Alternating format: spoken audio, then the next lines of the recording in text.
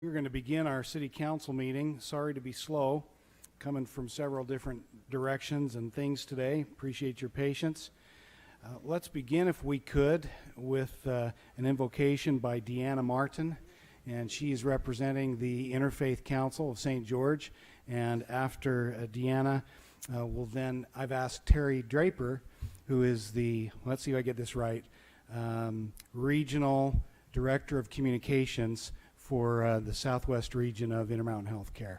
So she will lead us in the pledge. We'll go to that point. Deanna? Yes, thank you.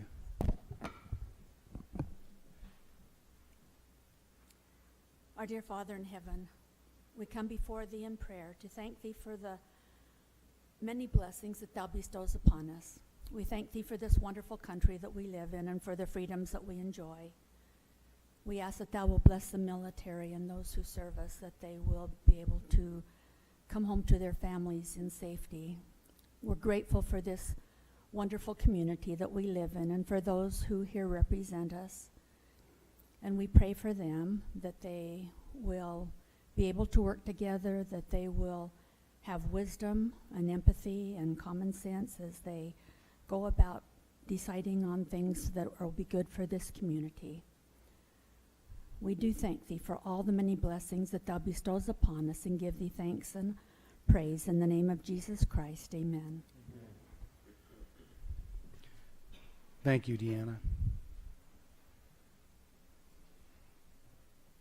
Please stand and follow me in the Pledge of Allegiance. I pledge allegiance to the flag of the United States of America and to the republic for which it stands, one nation under God, indivisible, with liberty and justice for all.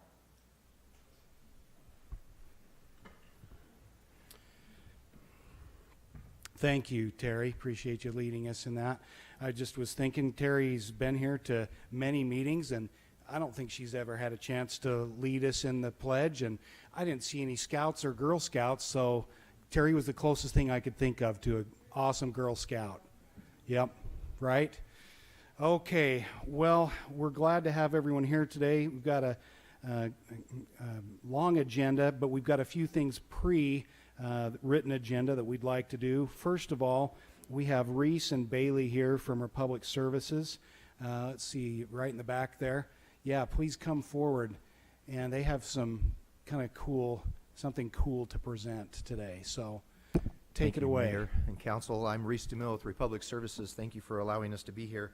I have Bailey Bowler here from Pineview High School. Each year we give out five $500 scholarships, one to each a member of one of the schools in your community. And Bailey is the winner from Pineview High School. And if I can, Mayor, I'd just like to read what was said about her. Please. So that you all can understand what a great young lady this is. It says, Bailey has a 3.99 GPA. She is number 12 out of 336 students in her graduating class. She is a National Honor Society and is on the National Honor Society Council. Bailey is part of the Health Sciences Club, where she has helped facilitate many vision screenings in our elementary schools in Washington County School District.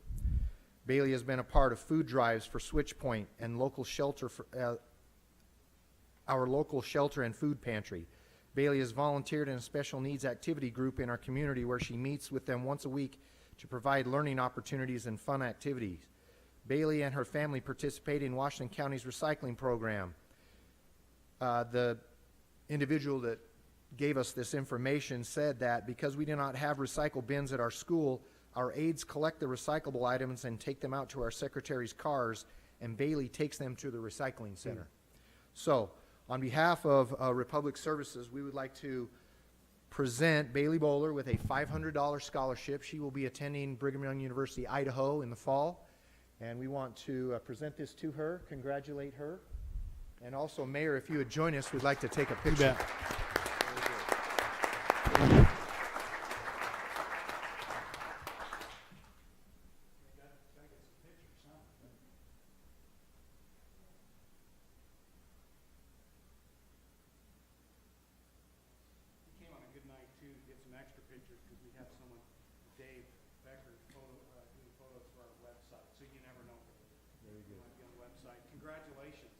So Bailey, before you step down, would you speak in the microphone and tell us maybe what some of your plans are?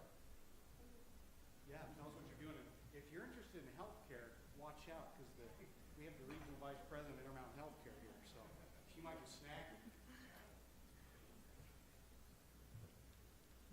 So I'm going to go to BYU, Idaho in the fall and study nursing. Aha.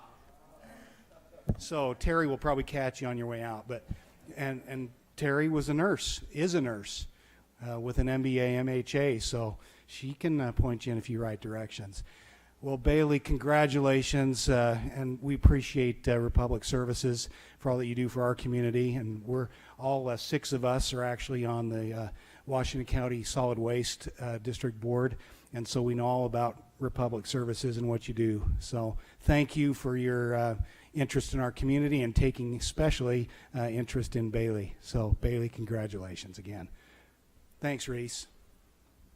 One more.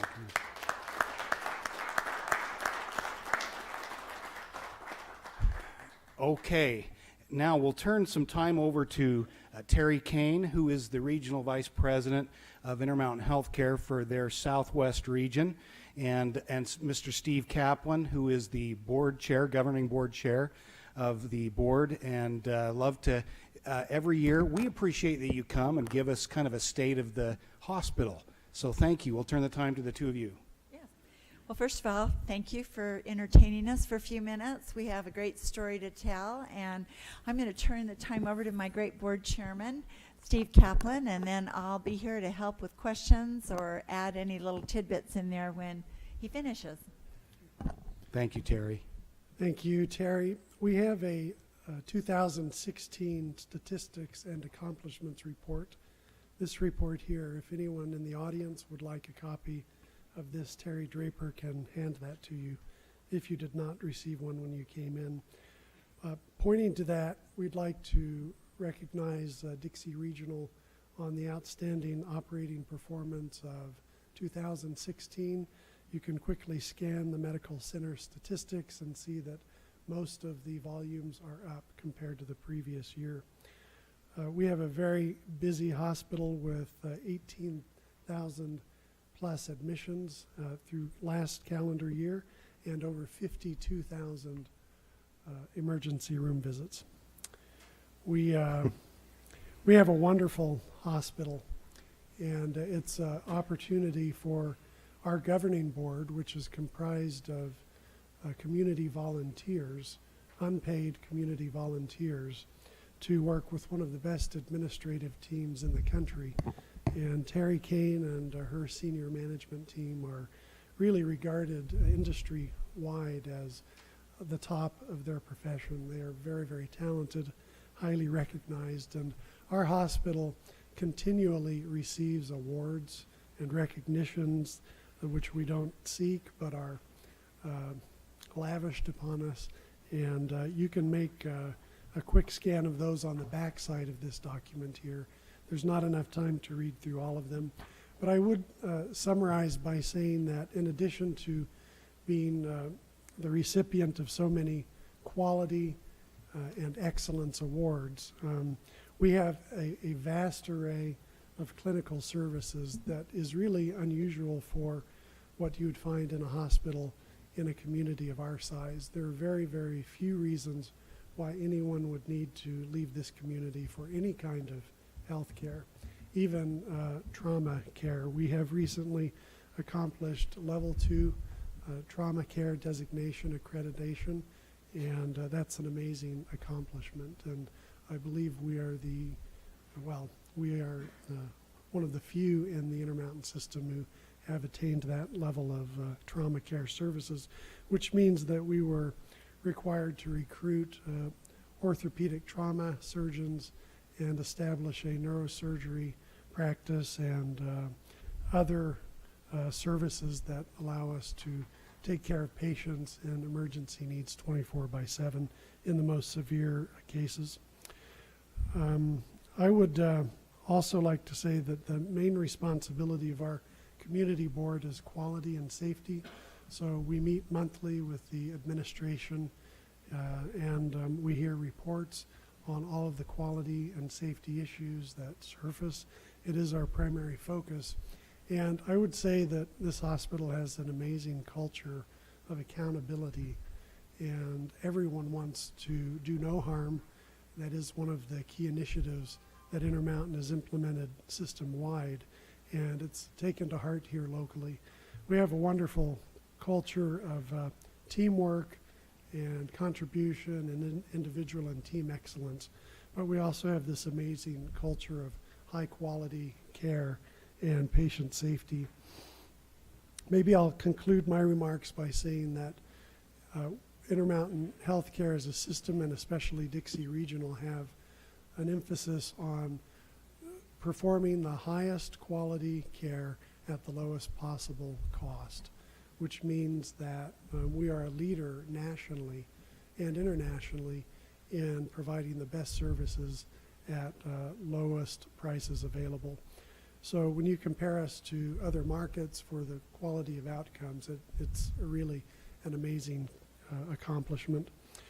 Because we are a not-for-profit hospital, we're not concerned at all about paying dividends to investors or large bonuses to a highly compensated management team. We have a goal of returning as much as we possibly can back to the community in the form of charity care services. So if you look under that last, or on that table of medical center statistics, in 2016 you'll see that total charity care provided by this medical center to the community was over $31 million. That's $31 million in charity care. That does not include bad debt, which is another almost $30 million. And so it's an aspect of our not-for-profit mission that we're able to be so generous with the community. Part of that charity care includes generous donations to other healthcare givers in the community, such as the Doctor Volunteer Clinic, with over $500,000 in lab and imaging services provided to them so that they can meet their mission. And others, the school community health, the school clinics, the community health care clinics, all of these are recipients of significant donations of labor, service, and leadership skills provided by the administration. So I would say our mission as a not-for-profit organization, and in conclusion, allows us to just produce a small operating margin, which is used to reinvest in the best medical equipment and the best facilities, and also to provide the very critical services such as behavioral medicine, mental health type of services, which are scarce in this state and needed as well in this community as they are anywhere. A significant number of a high percentage of the diagnoses in our community relate to behavioral health and mental health needs. And Intermountain Healthcare is one of only 2 systems that provides behavioral health care in the state, because it's not really profitable. Therefore, being a not-for-profit institution, we're able to divert the small returns on our operations into those mission-critical services that don't really pay for themselves and which would otherwise not be available. And I would just conclude by saying in that context, Intermountain Healthcare has been a great partner for our community. 41 years ago, they acquired Dixie Regional and or the Dixie Pioneer Memorial Hospital, and since that time have invested, by my calculation, somewhere between $500 million and $750 million in facilities and equipment in our community. So Intermountain has been a wonderful partner, and they've given us their very best leadership team, namely Terry and her group. So we'll turn the time over to Terry, and she'll give you an update on the expansion project, which is amazing, the largest in the history of the county. Steve, thank you very much. We're blessed to have great board members. And John and all your board, let me just say how excited we are to be in St. George City and the amazing project we have going on over on our campus. We moved over with half of our clinical services in 2003.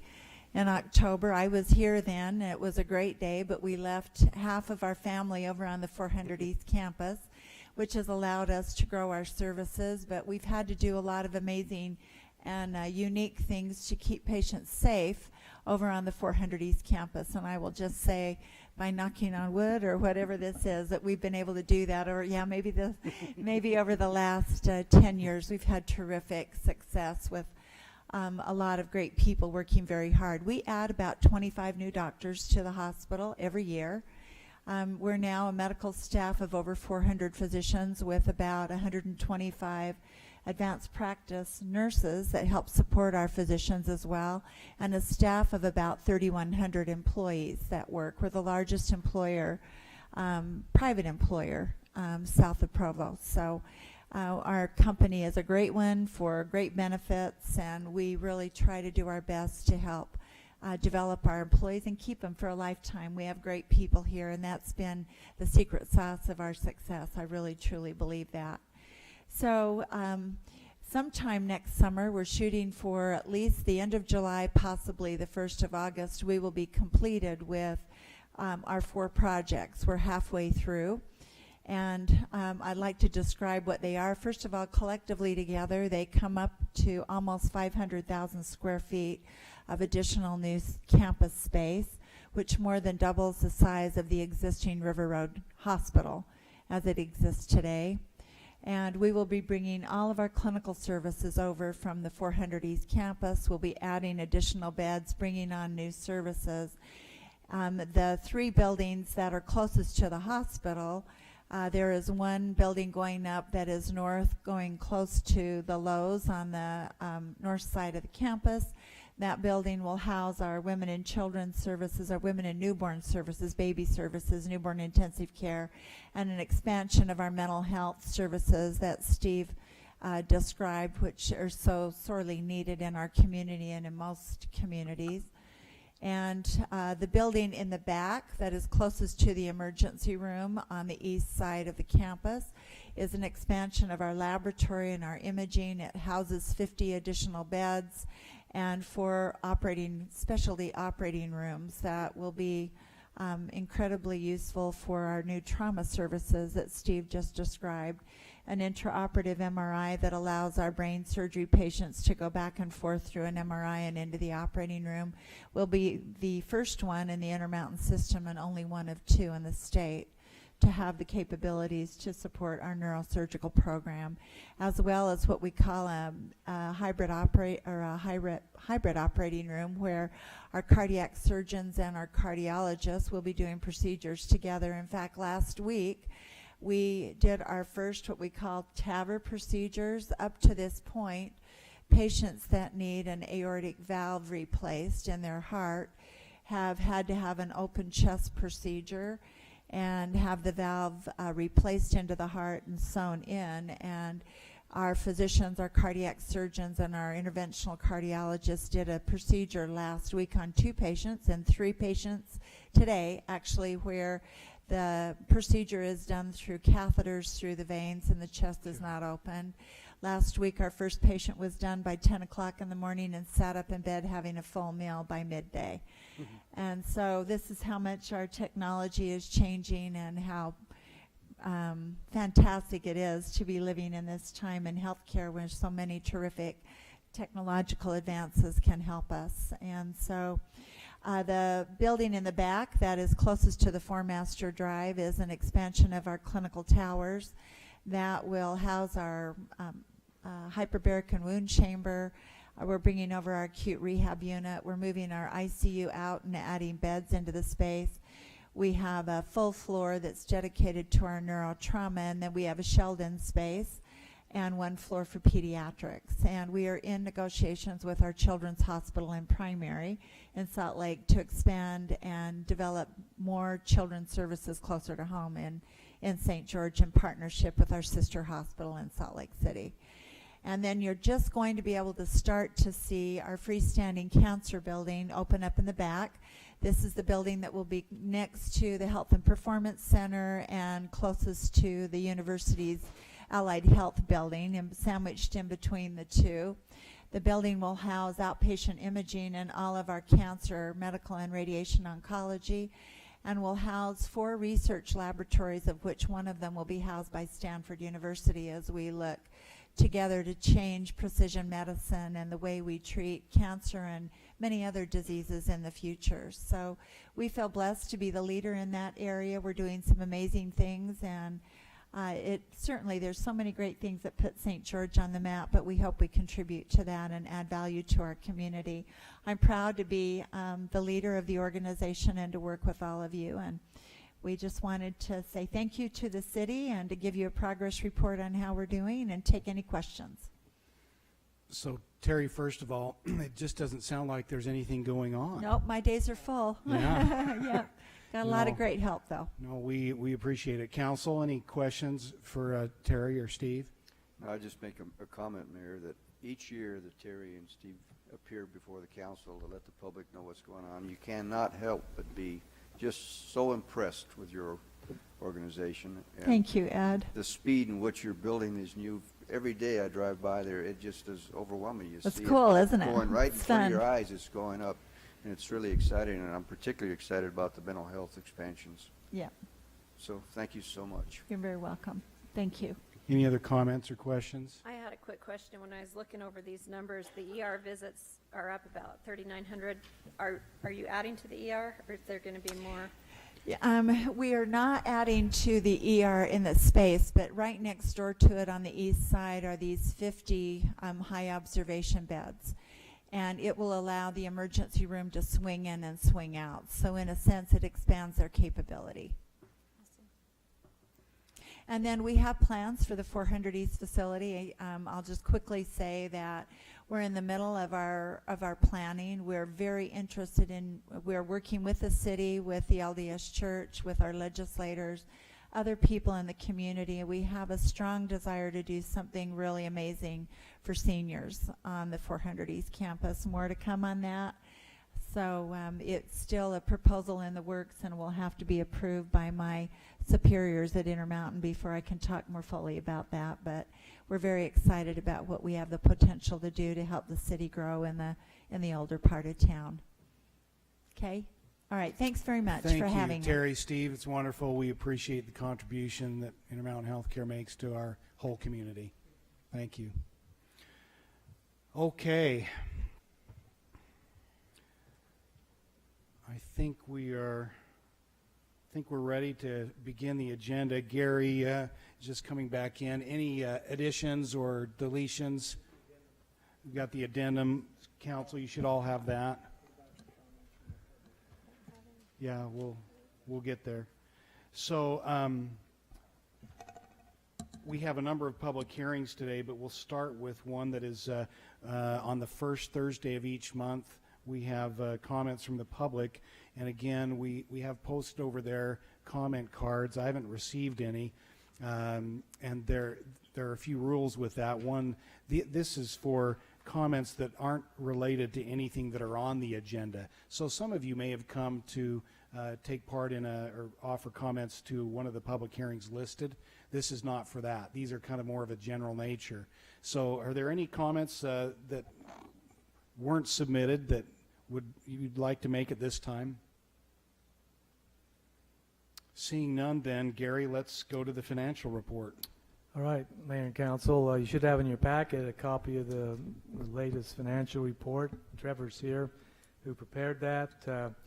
I don't think there's any major issues unless you've got specific questions. We're still doing very well for this fiscal year. I think we're 82% general fund revenues and less than around 75% of expenditures at this point in time. So we anticipate remaining within the budget and by the end of June 30th. So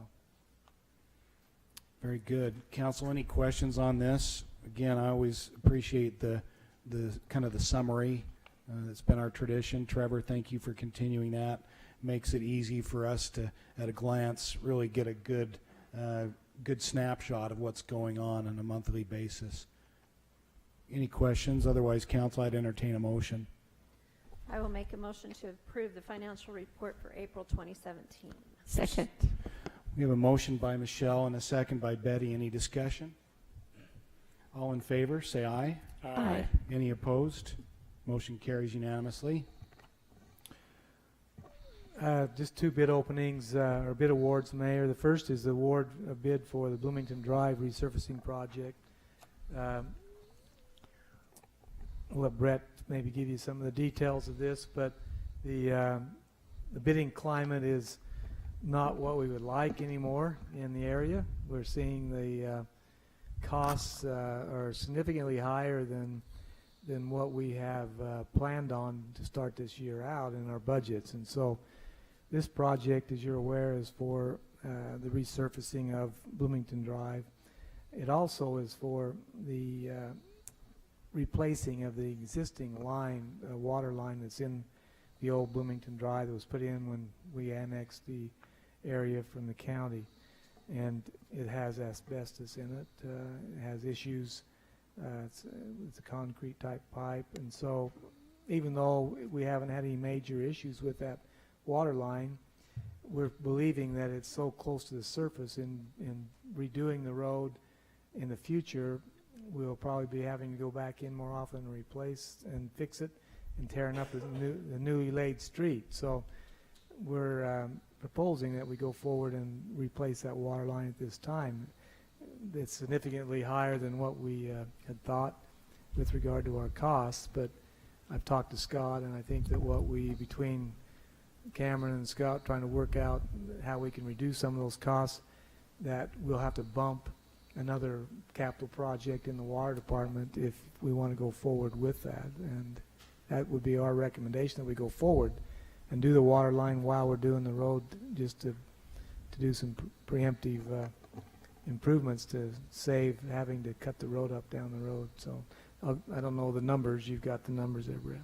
Right, and as Gary mentioned, the bidding climate that we're seeing right now, we had a total of 3 bidders on this one, and the low bid was from Interstate Rock Products, so that's who we're requesting to award the bid to, and that amount is $4,226,008. So again, as you look through the narrative there, council, you can see that was the low bid. Estimated budget was $3 million, so, you know, 1.2 million over. That is kind of the bidding climate we're in. But I think you've heard the recommendation of the city manager, and again, it wouldn't be this much, except we've determined it's wise, as Gary said, to replace the water line. That's got to be at least 30 years old, right? Maybe 40. I don't know. I think it was annexed in about 1982 or 3, so whatever yeah. that is. But it was built before that, so. It was built before that, but But that's they when did- we annexed it. That's right. It was Yeah. built in 70s. Yeah, early 70s. Blake Bird was telling Yeah. me today. It was, Yeah, early 70s. yeah, 72-ish. Right. So, okay. Any questions, council? Mayor, it's a statement. I spoke with a group of Bloomington people not too long ago, and they really are excited about this and appreciative. It's been kind of a problem to have a substandard road system in a part of our community that we didn't really build in the first place. And so I'm really happy that we're doing this, and I know they're grateful. And I'd be happy to move that we approve the bid to Interstate Rock Products at the price of $4,226,008 to redo the Bloomington Drive loop. Second. Okay, we have a motion by Betty and a second by Joe. Any discussion on the motion? No, I'd just make a comment, Mayor, but that this really speaks to the issue of the city manager and his staff, and how they're paying some close attention to trying to keep these things in balance, and the adjustments that have to be made when you see the increase from the estimated cost of $3 million to over $4 million. That they really have to be on their toes to make sure that we are able to keep up with all this stuff and not overreach. And this is a very worthy project. So, Very good. Thank you, Ed. Any other comments on the motion? Seeing none, all in favor then, say aye. Aye. Any opposed? Motion carries unanimously. The next item is a request to purchase a mini excavator for the streets department. They requested this piece of equipment in the budget. I think they've requested it for several years, and I've always cut it out. It's always around the bubble, I guess. And they have saved money in their budget and would like to go ahead and purchase this. They believe it's very needed in getting into areas where they can't get a regular track or backhoe or track hoe into. And we do have money in their budget, and so they're requesting approval to purchase this mini X. They asked for it again this year in the new budget, and well, you haven't approved it yet. So we could probably save that and buy it in the current year if you feel like you want to go forward with that. And you got the numbers there, Brad. Yeah, and in addition, on this one, it's not a formal bid. Reason being is we're purchasing off of a state contract. Right. Yeah, and so we're going to do that from Wheeler Machinery. The cost is $52,950. Questions, council? Where we can do it, and it might be one of those things would be good to do now before the end of the fiscal year. For sure, and it even has a thumb, so Yeah. who doesn't want that? That's You going to be a got- lot of fun. You do, you want a thumb. I'll go ahead and, Mayor, make a motion that we approve the bid for $52,950 for the Mini X. Second. Okay, motion by Jimmy with a second by Ed. Any discussion on the motion? All in favor, say aye. Aye. Any opposed? Motion carries unanimously. Is it your pleasure to go to the public hearings, Mayor, or do you want to, since it's 5 after the public hearings? Is there anything else that Is time sensitive? time sensitive? If not, then let's go to the public hearings, Gary, unless you see something there. Well, there's a couple of really short ones. I don't know, I think.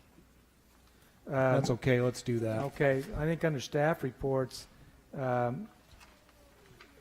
least, I don't think anyone's here for A, but so we could go to maybe B. This is a request for local consent for limited service restaurant liquor license for Green Valley Spa. You might be aware that project has a new owner, changed in ownership, so items B and C are the new owner requesting similar licenses that are existing there, but they need your approval to apply for those licenses.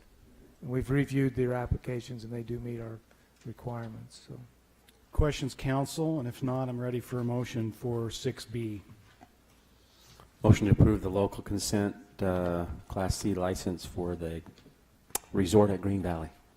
Second. Motion by Jimmy with a second by Michelle. Any discussion on the motion? Seeing none. Betty, did you have something? No, go ahead. Okay. All in favor, say aye. Aye. Any opposed? Motion carries unanimously. I was just wondering if we could hear what they're planning to do at the Green Valley Spa. take the next one, and then we could. Yeah. It's here. Let's go to Take the B, new owner. or C. Wait for the motion, or are you going to have it? No. Well, yeah, you can go ahead.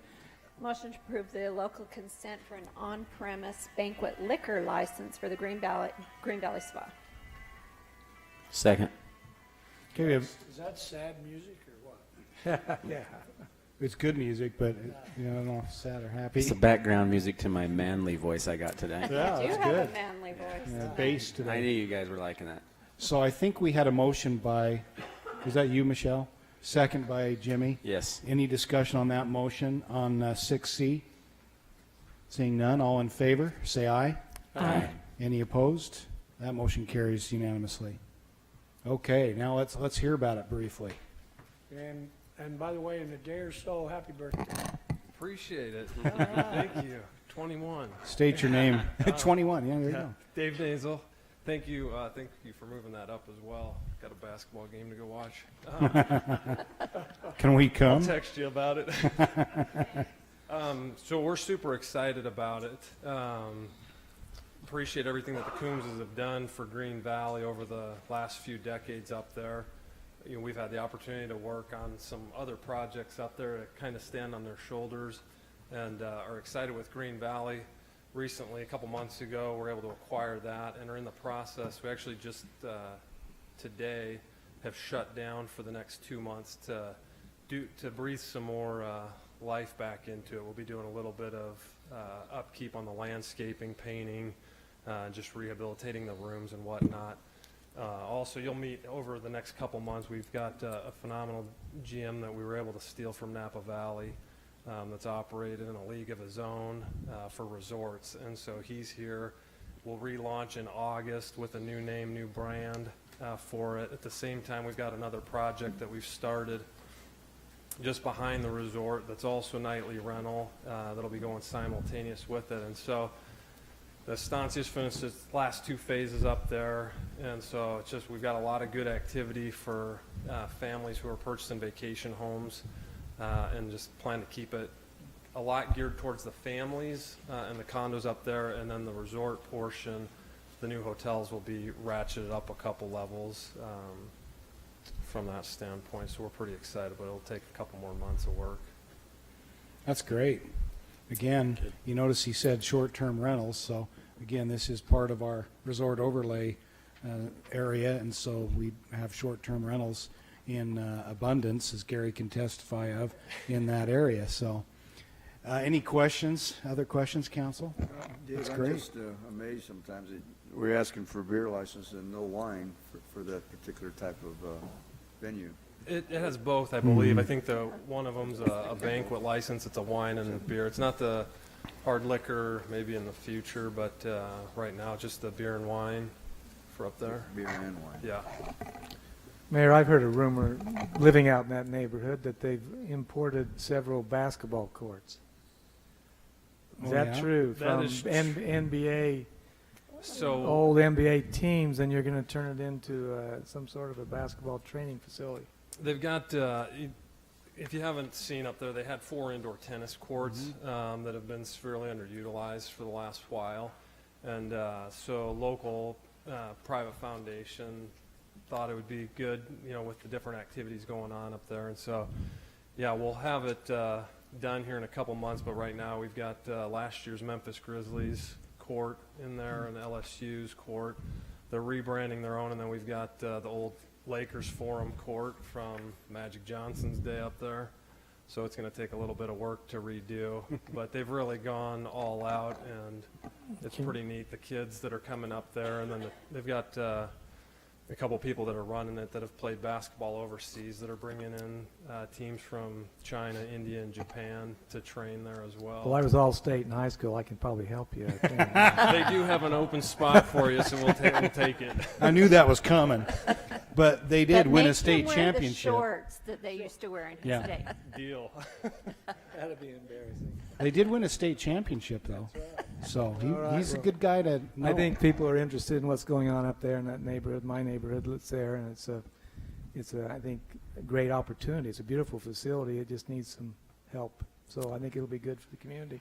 I think Yeah. we need to recognize the importance of the Green Valley Spa and the resort there and the history of St. George and how it put us on the map when they built all of those tennis courts and the excellent spa. I'd love to go there, but it's been an important entity in our community. So thank you for revitalizing it. That's great. Yeah, we're excited. We appreciate it, and we look forward to having everybody up here in the next couple months to see. And everybody's always welcome to come up and see as the progress happens. But That's August will be great. good. We'd love to do that. You know, Dave, for some of us who are financially not in the higher echelon of going out to eat, when you look at the resort, you stop to think, is this open to the general public that they could come in on and have lunch and dinners? And it's not just for those who come onto your resort that Yeah. book in. That's a great question, Ed. What we found is a lot of people, even in St. George, aren't aware, have never even seen the property. It had been fairly exclusive in the past. We want it to be open, even from the spa standpoint. There will be spa memberships that people from the community, can participate in, as well as dining, whether that's lunch and dinner, or whether it's just dinner. But yeah, we want it to be for St. George. We want to have everybody up. It's amazing. They have so many roses. The landscaping up there is truly amazing. I didn't think I was allowed to set foot on it until I got involved a few years ago. But we hear that frequently from people. They didn't even know it was up there. So we look forward to being a lot more involved in the community now. Thank you. Very good. All right, thanks. Thank you very much. Okay, Dave, we'll go appreciate back it. then. I think the other ones, I think we'll just go forward with it, Mayor, and go to Okay. public hearings if Back you to want. public hearings. Yeah.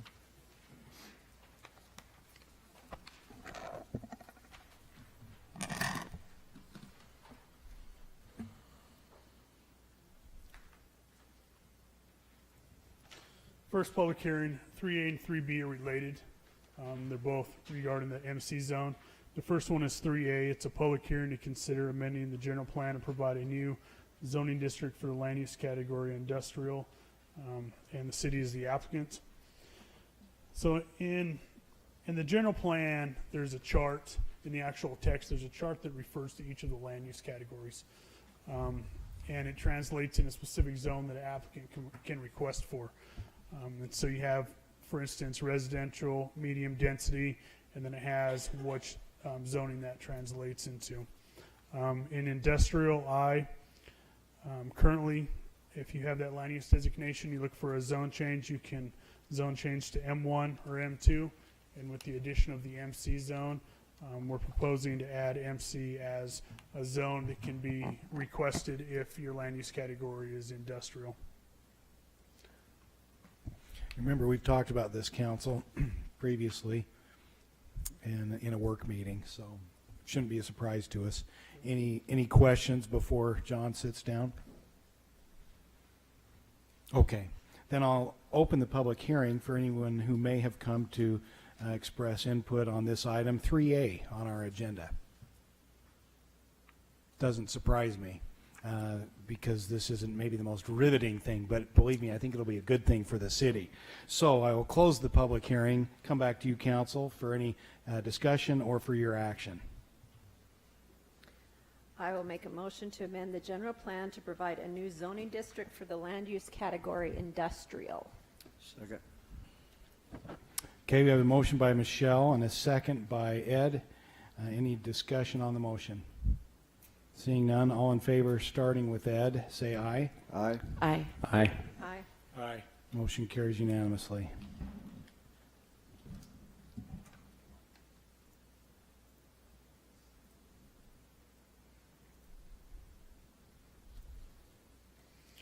This next item, 3B, is a public hearing to consider amending Title 10, Chapter 11 of the City Code pertaining to the manufacturing zone. City is the applicant on this amendment. This has been the City Council once as a work meeting and also a joint work meeting with the Planning Commission. City staff has received numerous requests from property owners along 3050 to explore commercial uses. Based on the direction that we received from City Council, staff has been working on an amendment to the manufacturer to allow for a new zone, MC zone, which accommodates a variety of manufacturing and commercial zone.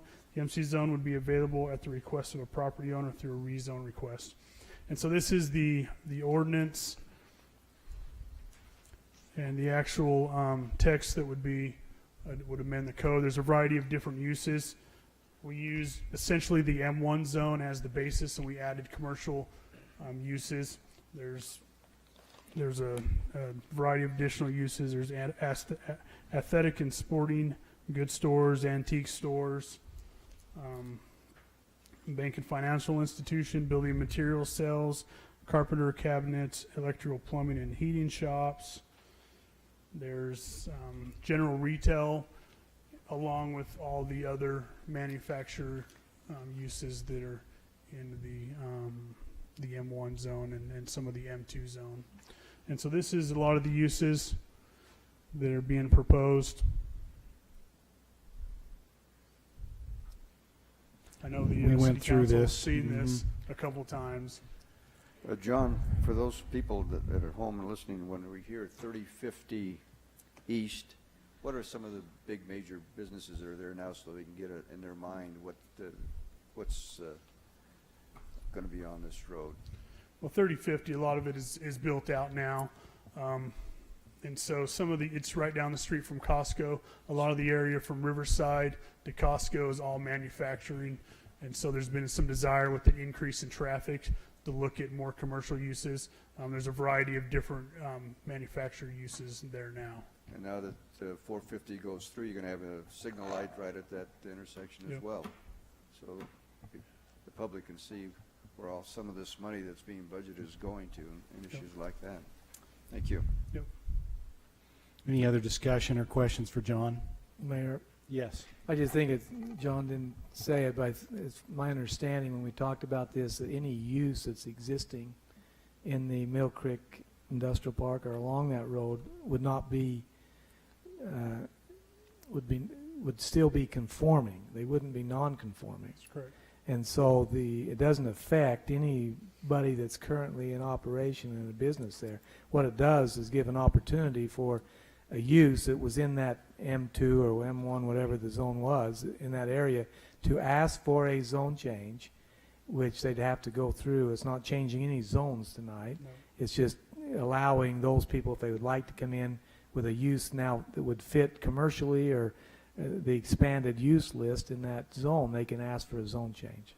Yeah, that's correct. So they still have to go through a public hearing to get their zone change, but it gives them an opportunity that they don't have right now for some of those businesses that may have been struggling along that road because of the traffic, and it's not really related to manufacturing as much as maybe it was before. So Exactly.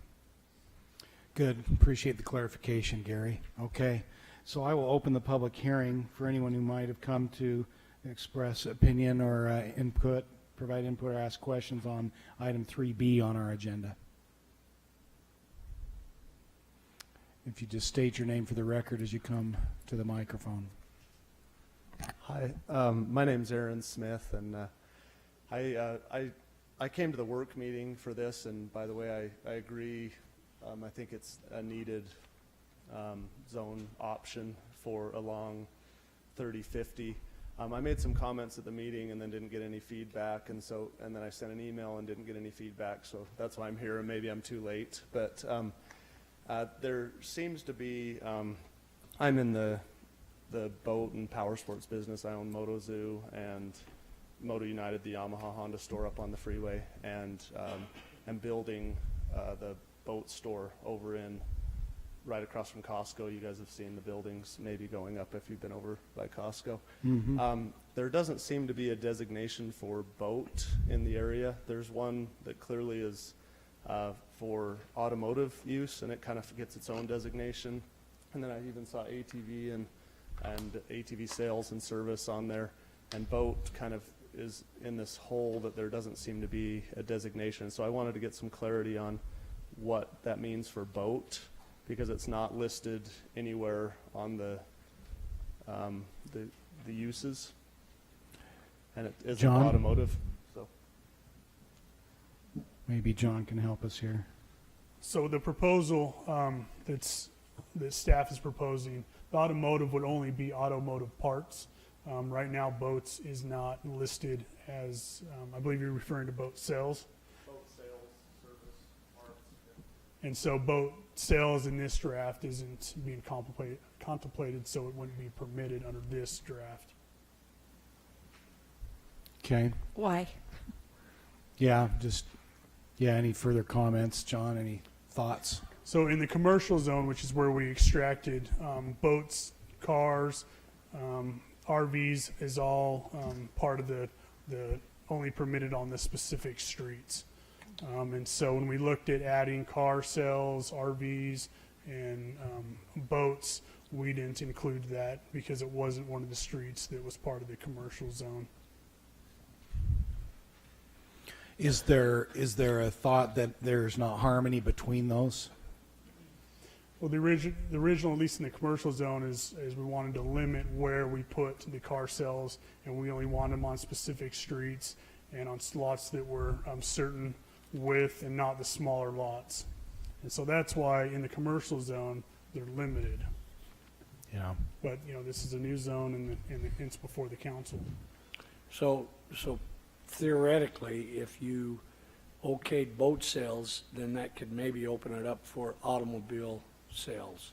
In the commercial zone, that's how it is.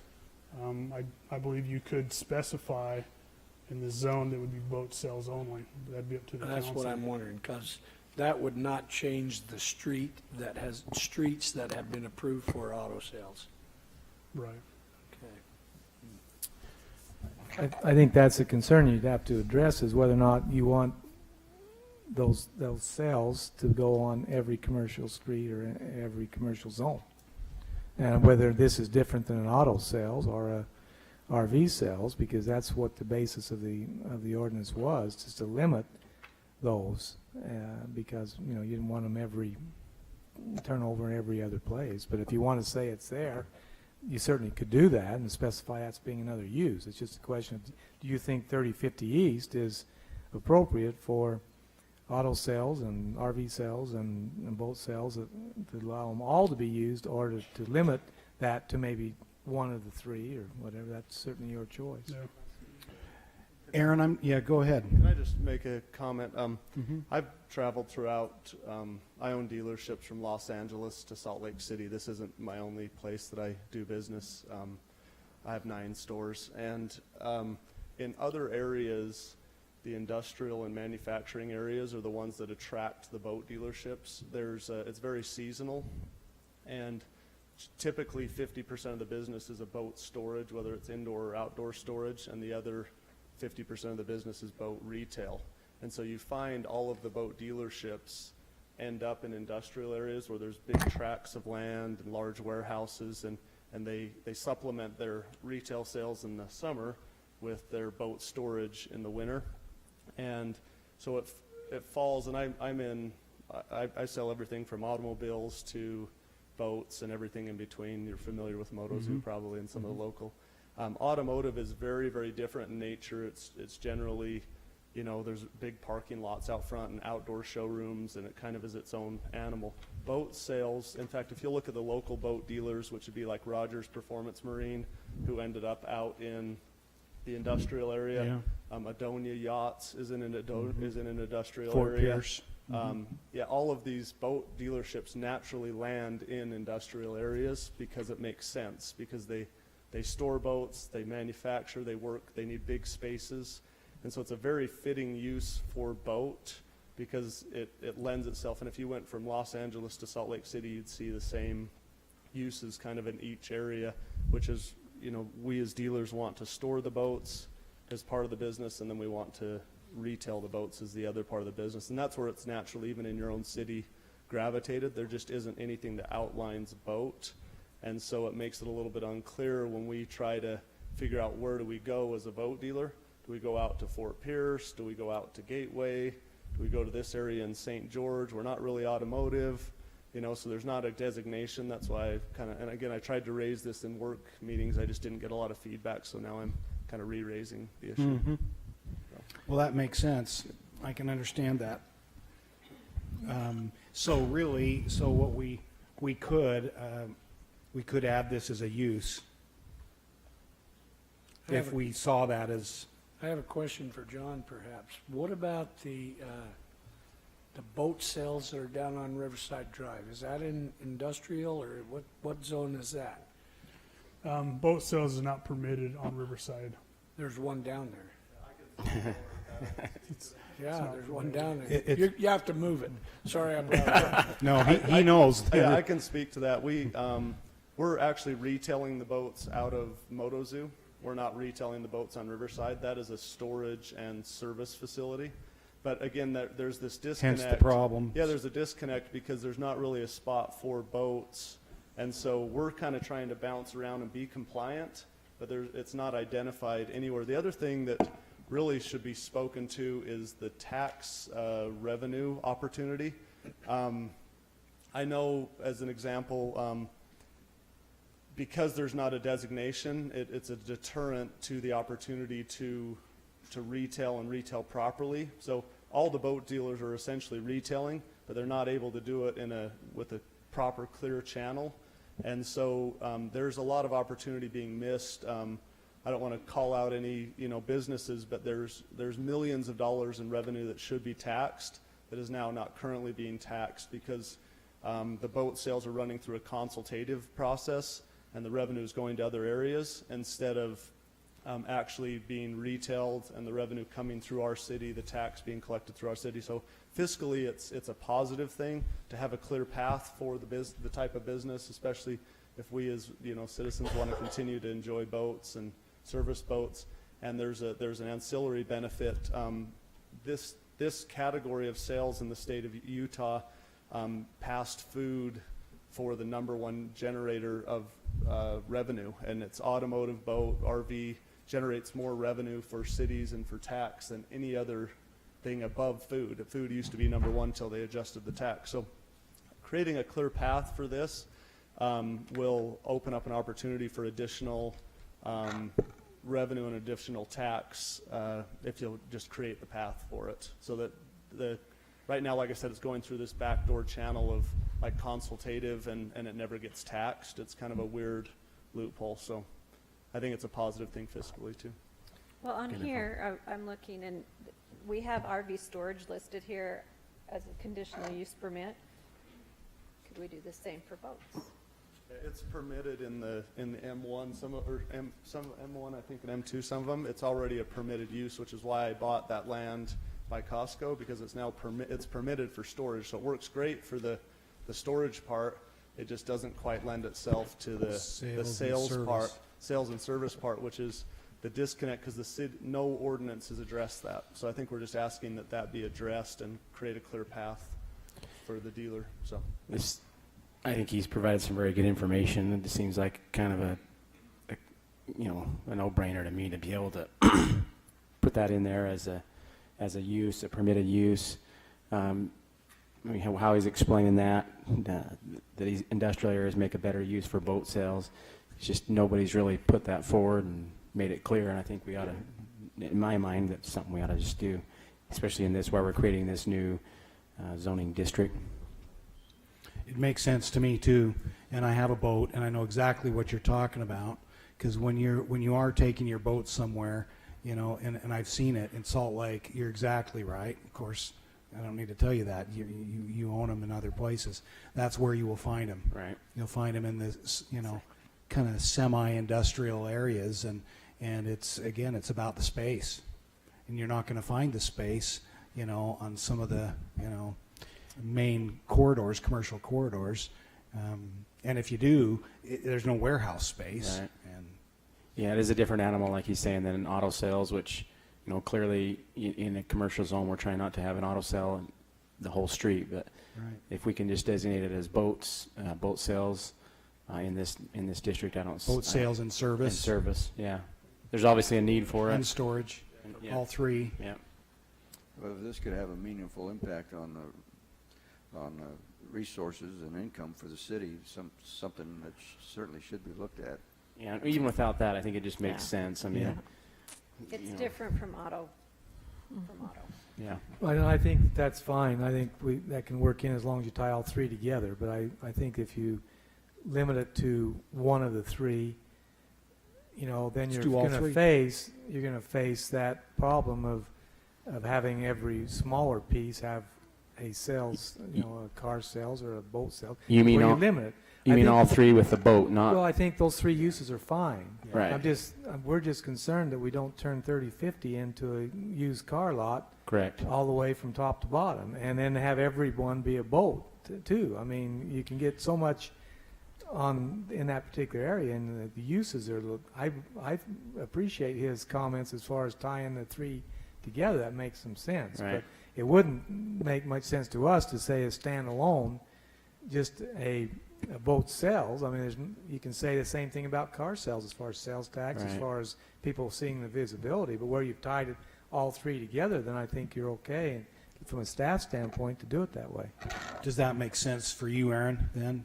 Yeah, all three? We would, our facility lends itself to storage, service, and sales, and I think you guys have done well to differentiate between automotive and boat. I really feel like they're not the same thing in this case. I agree, and again, everywhere I go, I see all three of those components together. It's the only way to sustainably maintain a business. Otherwise, you'll see them kind of come and go, and there'll be this constant change. So if we ever want to have a boat dealer that stays long-term, we need to provide that arm of storage and service. If there's multiple revenue sources for the business owner, and it's sustainable.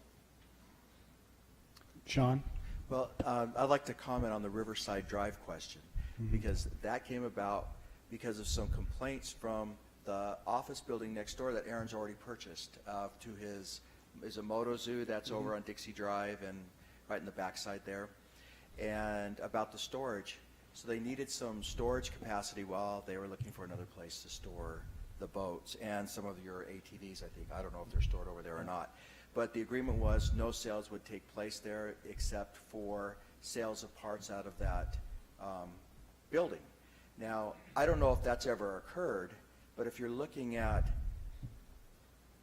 this question here, we just have that ongoing issue of what do we do about Riverside Drive, because it's not really a part sales store, and I don't know that you have any intention of not using that facility. No, we've leased that facility to a school, the academy, the charter school, and so as soon as the facility is done by Costco, we're moving over to the Costco facility, and so the intent, there won't be any boats anymore on Riverside once So just so you'll know, that was done as kind of an accommodation to try to help them out with their storage issue while they were building their new facility, and also alleviate the concerns of the neighbors that no longer own the building next to them about what was going on next door. Okay, thank you, Aaron. I'm glad is that clarification enough before we go to any other comments? I think so. Thank you. Any other comments from the public on that item? Then I will come back. I will close the public hearing and come back to you, council. If there, for any comments, discussion, then if you're ready to make a motion at some point and you want to add that, then you can add that as an allowed use. Just, Mayor, this just, for me, it raises another issue. I noticed that the M1 also has tattoo establishment on there, and we've recently been getting a lot of publicity in the newspaper about a tattoo business that's being put out as business, can't find a place to rent. You're saying they could locate in this type of Tattoo parlors, there's several different locations in the zoning ordinance where they can locate. Yeah, I think what I saw in the paper, it was more about just who was willing to lease to them, and it just says tattoo establishment permitted under M1. Yeah, they wouldn't even have to come to anybody. Right. They're permitted use. Under the old one that has the conditional use permit, where they have to go through it in a commercial zone, I think it's conditional. In the C3, it's conditional, so they'd have to come in for a conditional use permit. Here, they could locate there and not, you'd never see it because the staff could approve it because it's permitted use. in fact, even the ones that have come to us, I don't think we've ever denied one. So it's more like Michelle was saying, either price or location and who the owner is and what they want to do. So Thank you. Thank you. Any other discussion? If not, I'm ready for a motion. I'll go ahead, Mayor, and make a motion to amend Title 10, Chapter 11, the manufacturing zone, to create a new zoning district called MC, or Manufacturing Commercial, and to add the use boat sales, storage, and service. Second. Okay, we have a motion by Jimmy and a second by Betty. Any discussion on the motion? Did we capture it all, Aaron? Since you were the only one to make comments, appreciate you being here to do that. All in favor, starting with Joe this time, say aye. Aye. Aye. Aye. Aye. Aye.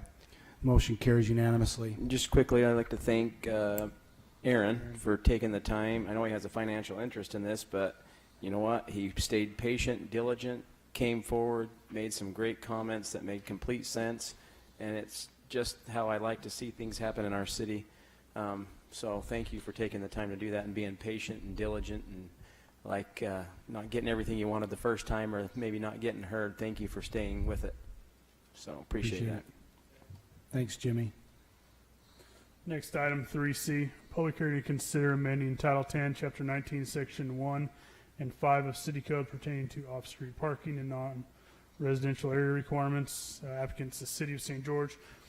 This has been before the council once before as a work meeting, and joint work meeting with Planning Commission. This is the language that staff is proposing. If you recall, we have given this presentation, and so I'll just skip to the language. Again, what we're trying to address is currently in the downtown area, if you change a use from a retail or office to restaurant, you're required to comply with the current code. It's been difficult for a lot of those businesses to come up with more parking to convert to restaurants, so this addresses some of those issues that have been expressed in the downtown area. The language that's being proposed in non-residential areas, commercial uses in the C4 zoning district from 400 west to 300 east. The requirement would be one space for each 500 square feet of floor area. Change of use for an existing building shall not require additional parking. And that's the proposed language. Here's a map. And so 400 west over to 300 east is the proposed area. 400 east, 300 east. 300. So it's 4th west, 300. It's 4th west. So we sorry, didn't talk about, that's where the existing zoning is. That's where, this is right where the Okay. C4 ends.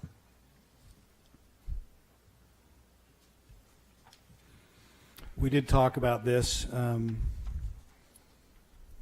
in a work meeting. Any questions, council, on this? And we did say 300 east. Did we intend to go to 4th, or did we? Well, I think that there's a difference in the RDA, downtown RDA district, than the C4 zoning. So I think we wanted to keep it to the C4 zoning. Okay. And if it's successful, we could expand it outside of that. But I think we wanted to keep it That's a little right. bit narrow so that we could encourage that to develop before we allowed it to go outside of that area. I So think that's right. could be parallel Either. or angle, Angle. depending on the street. So when I did the study, when I looked at the parking study, it was just based on whatever was at the time. And so if it was angle parking, I counted angle parking, and parallel parking, I counted parallel parking. That doesn't accommodate, in the future, whether the city stripes it for angle parking or parallel parking. And you get more parking with angle. You do. And so this was a fairly conservative approach that demonstrated that we have substantial, almost 1,000 parking places downtown on street. So this could potentially have a big impact on Jules Plaza if we ever get that project built. Yeah, so a lot of the projects, City View, Joe Plaza, they just met the parking ordinance. They didn't really account for any restaurants, and so this would allow those projects to have restaurants. And restaurants is an important issue. Okay, thank you. Gary, did you have anything else on this? Any other questions or comments for John? Tell me, does this include the block just east of the courthouse? It goes, yes. Yes, it does. And so here's the courthouse here, and so this piece of property right here is included. Okay, very good. Then I will open the public hearing at this time for anyone who may have come to offer input on this item, which is number 3C on our agenda.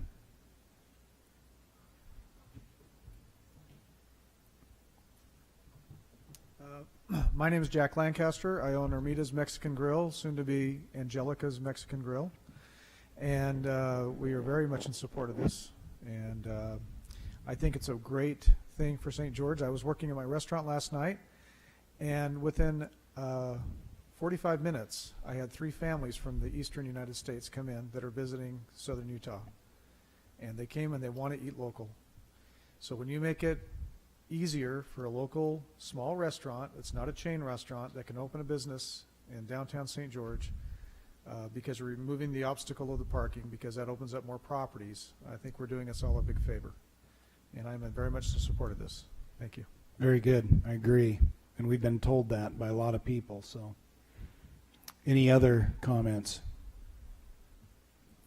Then I will close the public hearing at this time and come back to you, council. Mayor, I would make a motion that we approve amending Title 10, Chapter 19, Sections 1 and 5 of the City Code pertaining to off-street parking and non-residential area requirements as indicated.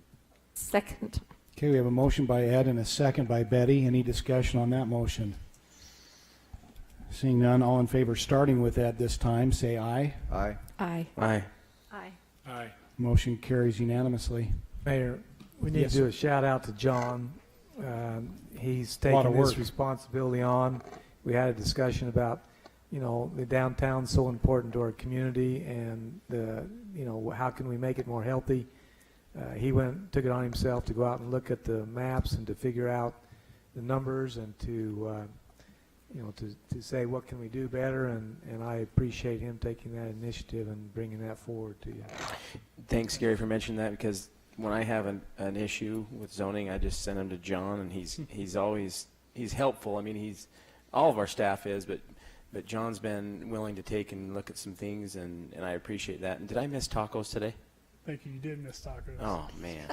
Oh. Jack, okay, all right, good. We're going to have to hurry, All right. but thank you. Do you know they've received a distinction? I think it's like the third best Mexican restaurant in the whole nation. There's some Sweet. amazing designation. So. Yeah, we're lucky to have people like John, Ray, and all those guys in the planning department. So, Thank you, John. Mayor, this is just the first step on this type of parking, because how far east it extends, the importance of maybe one day extending this a little further. We have that other project on 100 South up to 700 with the student housing and It use of might. public streets. And I remember we talked about that. I think it helps us concentrate it in the, Well, I think really the only effect that this has right now is on restaurants, basically, because we're still, in existing buildings. But yes, I think that we want to look at what's really our downtown core. Yeah. And then as our downtown core Grows, fills, yeah. then you can expand it to either direction, clear out to Bluff Street or clear to 7th. But it's critical, I think, that we offer whatever incentives we possibly can to make the downtown successful first, because that's our heart. So That was a good appreciate point. that. Good point made by John, as well as by Planning Commissioner Don Beener, as I recall, in the meeting. Okay, go ahead, John. Next item is 3D, public hearing to consider changing the zone from general commercial C3 to planned development student housing on approximately 4.4 acres generally located northeast of the intersection of 600 East and Tabernacle. PEG Development is the applicant. So the applicant is requesting student housing zone change. This is the location of 600 East, Tabernacle. This is Sunburst Plaza, and so they're proposing a project which would take up probably 3/4 of this property. The current zoning on the property is C3. The general plan is commercial. The area is located in this area here, which this is the student pedestrian emphasis area. In this area, applicant may request the planned development student housing, which has specific allowances for density, for parking, in order to help with student housing needs. It also allows for the reduction in the parking, and so they are located within the student pedestrian emphasis area. So here's the project that the applicant is proposing. It's a 113 unit, 416 bed student housing project. The proposal is to build 2 buildings. The buildings will have 4 and 5 stories of residential occupancy with approximately 40,000 square feet. Building A, as a footprint, Building A will be 94,000 square feet. Building B will be approximately 74,000 square feet. They're on 4.38 acres. Their density in the student housing zone, you can have up to 40 units an acre. They're proposing 26 units an acre, and so they're not at the top end of that density range. The code requires for parking 1 parking stall per student and 1 for manager. However, there's a provision that allows a reduction to 0.75 if the applicant meets certain standards. They have to monitor the number of occupants with cars. They have to provide for lighted biking at a certain lighting biking storage at a certain ratio, and the applicant is proposing that 0.75. They are providing 284 parking places on site. With that reduction of 0.75, they're required 313 parking places, and so they're shy 29 parking places for this project. They are proposing a development agreement to utilize a portion of the on-street parking as in order to meet their parking requirement.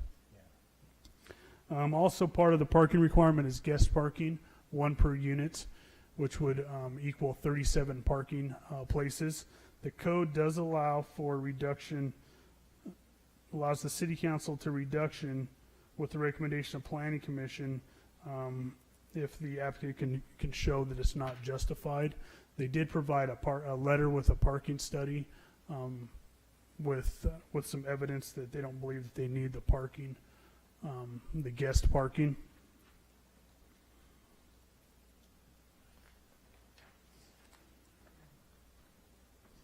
Here's the landscaping that the applicant is proposing.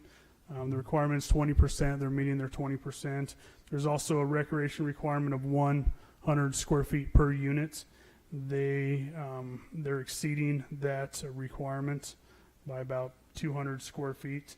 They're proposing a pool, a spa, and other recreation activities as part of their proposal.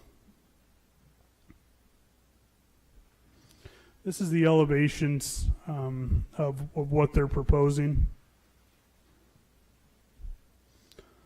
This is looking on Tabernacle, so this is looking north. This is a perspective drawing that they provided. So this is 600 East here. This is Tabernacle. This is Cameo Flores, and so you can see how it would look with the existing conditions. Another perspective drawing showing the variation in the architecture, both vertical and horizontal, and the change of materials.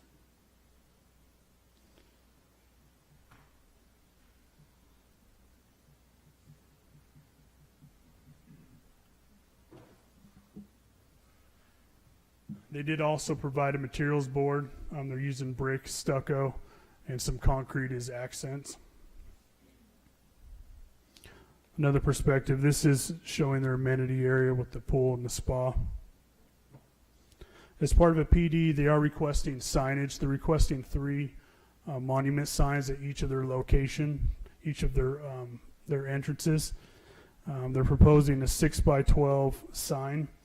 That it'll be concrete slab with face and brick and stucco to match the architecture of the building. Here's a couple street views. A lot of this that you see here will be removed in order to accommodate this project. So all of these buildings will actually be removed. Planning Commission, they spent quite a bit of time reviewing this project. There wasn't much public comment, but most of their concern was regarding the parking.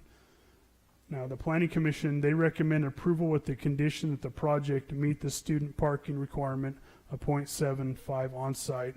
If the 0.75 is provided on site, then the guest parking reduction to 0 is allowable.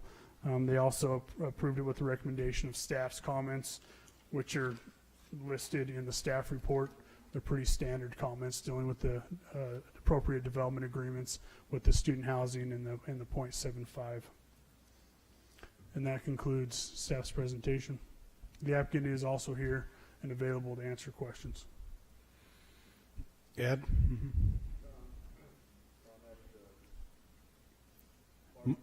Microphone, Ed, just to make sure. The parking issue being playing such a big part in this. Where's that vacant lot that this development owns that they're keeping vacant? How close is it to this that they could use for additional parking? Where would that be located? It's my understanding the applicant also owns this piece here. So And St. that- George Boulevard is here, and it's this piece which is right next to the Taco Bell. And that piece there is not designated currently for parking. It's just they want to keep it open for future development of another project? Yeah, my understanding is they intend to develop it as a commercial piece later on. And part of this regulations on this parking is that they have to provide, for example, biking facilities for bikes to facilitate the use of bikes, and perhaps other than just maybe striping the roadway some way, that they could provide bike lanes in there? Should they be designated and be required to contribute to that? Is that how that works? The code requires a ratio, a parking ratio. So based on the number of students, they're required to provide a certain number of storage for those bicycles in order to qualify for the reduction of 0.75. So that's part of, you know, it's college units and so forth. There's going to be bicycle use, which we're trying to encourage. So that's part of it. And so The code requires as part of the standard. So okay. I think the bicycle lanes and that would be part of anything we do on Tabernacle. You know, I think that we have to decide whether or not Tabernacle is considered part of the project or not, and you know, it's whether they do it or we do it, or precedent, or whatever you may want us to set. That if you allow that to be used, then do you have that same problem somewhere else? But regardless of that, the intent of the downtown area from the staff standpoint is to utilize angle parking wherever we can, especially on Tabernacle, because on Tabernacle we want to slow down the traffic. We want to, you know, maximize the rights of way, and then we want to create the active transportation plan, which would include a connection to the college, and the connection on Tabernacle with the bicycle lane. So I think that would be separate from this request. They do meet the requirements for the storage of the facilities based on the number of units on site. And I think that's what the ordinance allows. If they do that, allows them to meet the reduction in parking requirement down to 0.75.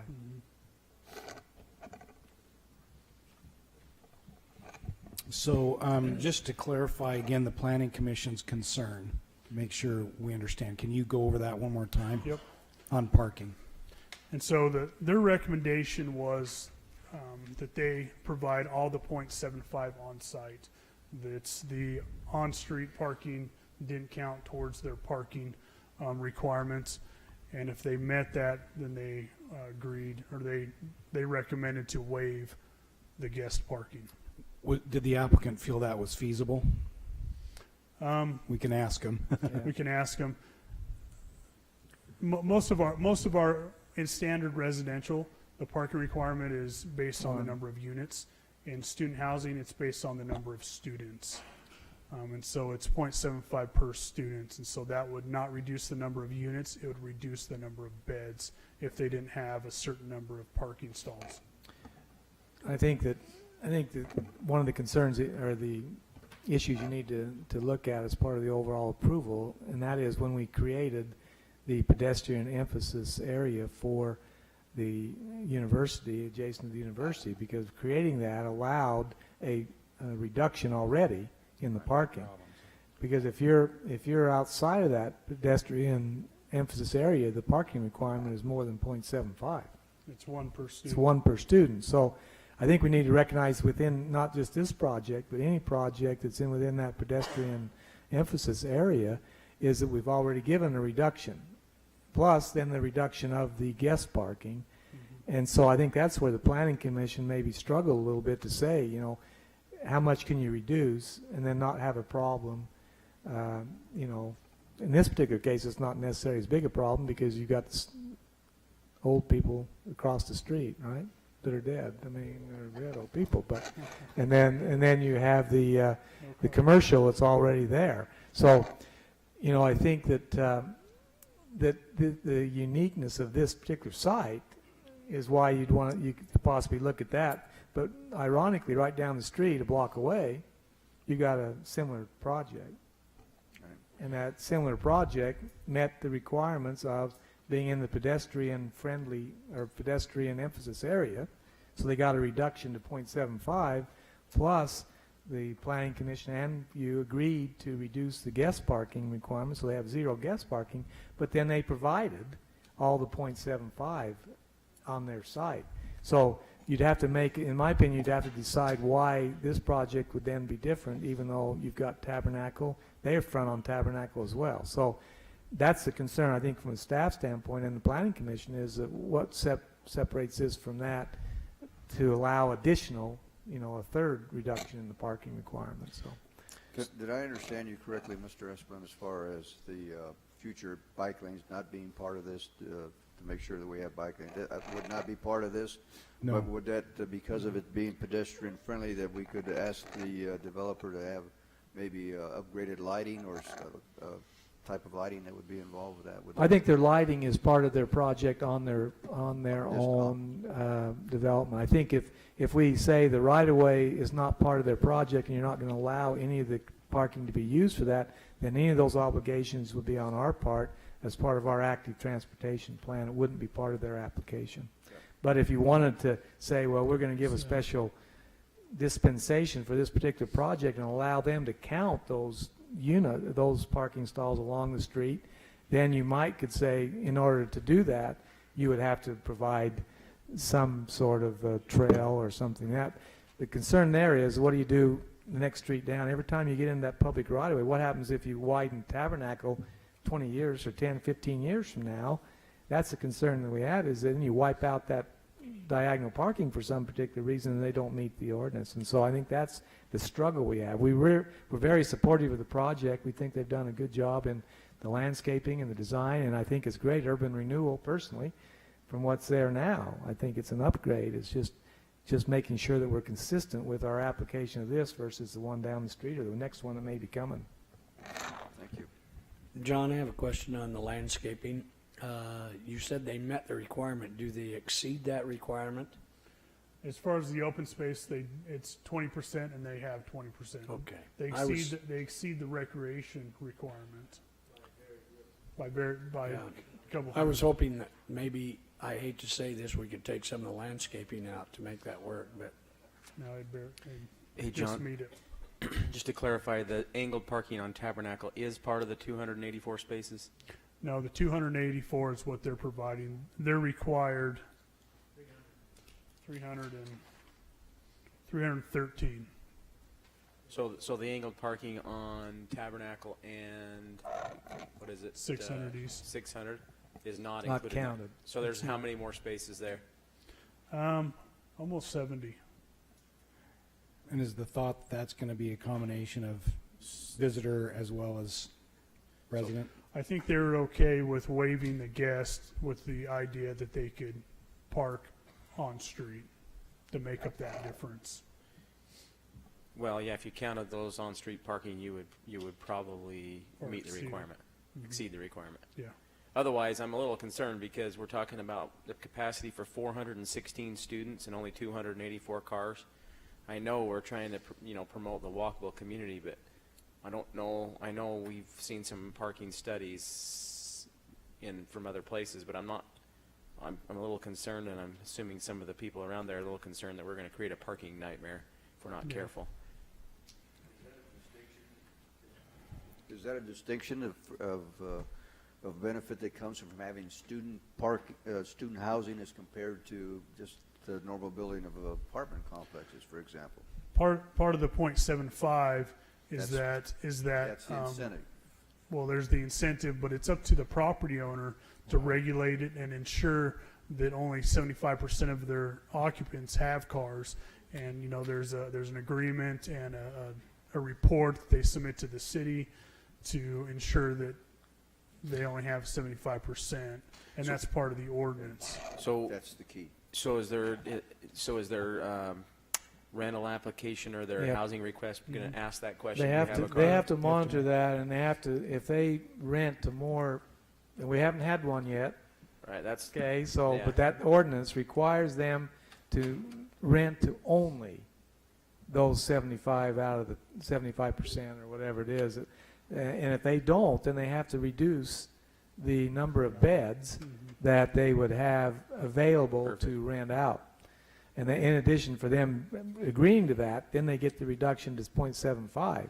If they don't monitor it, and there's a form and there's a process they have to go through, they have to show have at least 8 credits, I think, a semester or whatever the term is. We have to provide the documentation that they are in school, and like we say, this is great theory, but the one down Tabernacle and this one are the first two that have actually been built. Yep.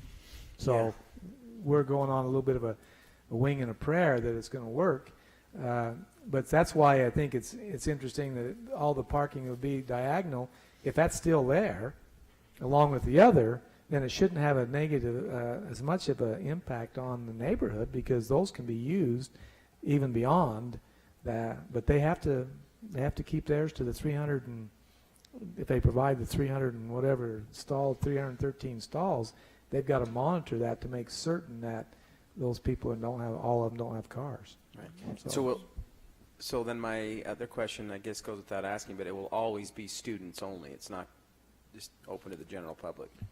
75% is required to be students. If they did ever convert, our standard parking for multifamily would be less. Gotcha. It's two per unit, opposed to the 4 or 6 per unit, depending on how many students, because they can have up to 6 students per unit. Per unit. Yep. And that is different than, because of it being a student housing, they can have up to 6, and the city ordinance says more, you can't have more than 4 unrelated occupants, but there is special consideration being given to student housing. That's right. Yep. Okay. Good to have the points clarified. Any others? Okay. Thank you, John. So I will, first of all, let's hear from the applicant, and then we'll go to the public hearing.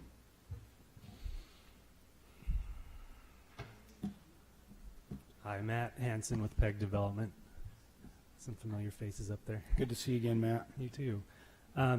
You know, I think some of this is actually just poor communication on both sides. Some of the design things that have happened that we can hopefully nip some of the back and forth in the bud with these parking questions, because early on in the design process, we got talking with staff and heard that the city's looking at creating some of these more walkable, pedestrian-friendly streets with the angled parking, and we got looking at that, and we're excited about that. We like that idea as well. I think that's going to create a really nice feel on Tabernacle, the front of our buildings there.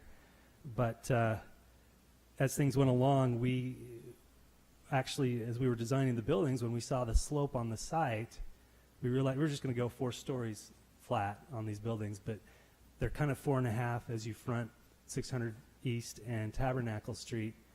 There's an extra level there because of the grade on the site. And so we had our site designed at the 4 levels and had, I think, about enough parking for that. But when we added these units, you know, on the ground floor, or the kind of the basement floor, which I think aesthetically will be really nice, but we didn't have the parking for that. But then when we saw that we were expanding these, you know, potentially expanding these angled parking locations, we thought the burden for that would be on us to make those improvements. And so in exchange for that, we wanted to be able to use some of this parking.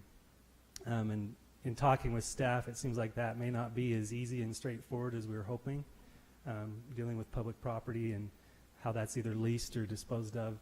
And so I think what we would like to do to hopefully keep this conversation shorter is and you can see there on the north side of the site plan that's shown right now, that there is a future commercial development plan for that property. We don't currently own that, but it's under contract with Dixie State. Mm-hmm. And so once we do own that, the reason that we separated that from our planned development here is because commercial uses are not allowed in the PDSH zone. And so we cut that off so that we could have a commercial use fronting the boulevard, which from a planning standpoint, I think everybody liked that. But the problem is we don't end up the way things are designed now with enough parking on site. And so I think we kind of misunderstood what we were going to be able to do on 600 East there to try to use that parking for our total. So what I would propose is, and we kind of talked about this before the meeting tonight with Gary and with Sean, is to utilize a portion of that property to meet the off-street parking requirement for this project, those 29 additional stalls that are needed. And we have plenty of room for that.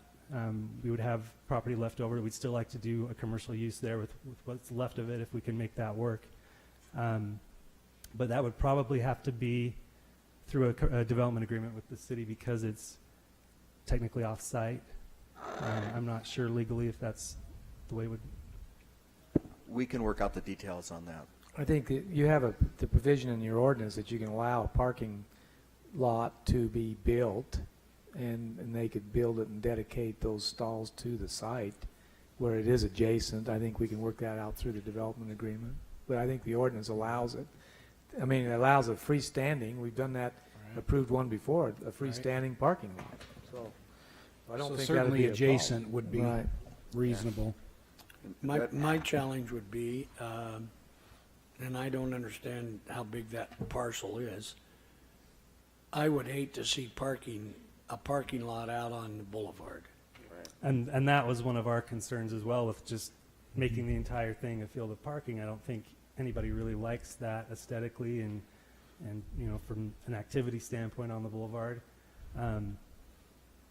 Not having it engineered in front of me, I think there is, you know, it's about a half acre, if I remember right, and so there is space there for more than just the parking stalls that we need. So kind of the back half of it, in a sense, if you were to front something onto the boulevard. Right. What we had proposed, or what we were thinking we would be proposing, is a restaurant pad. You know, with I think Taco Bell's going to love us when we open this thing up.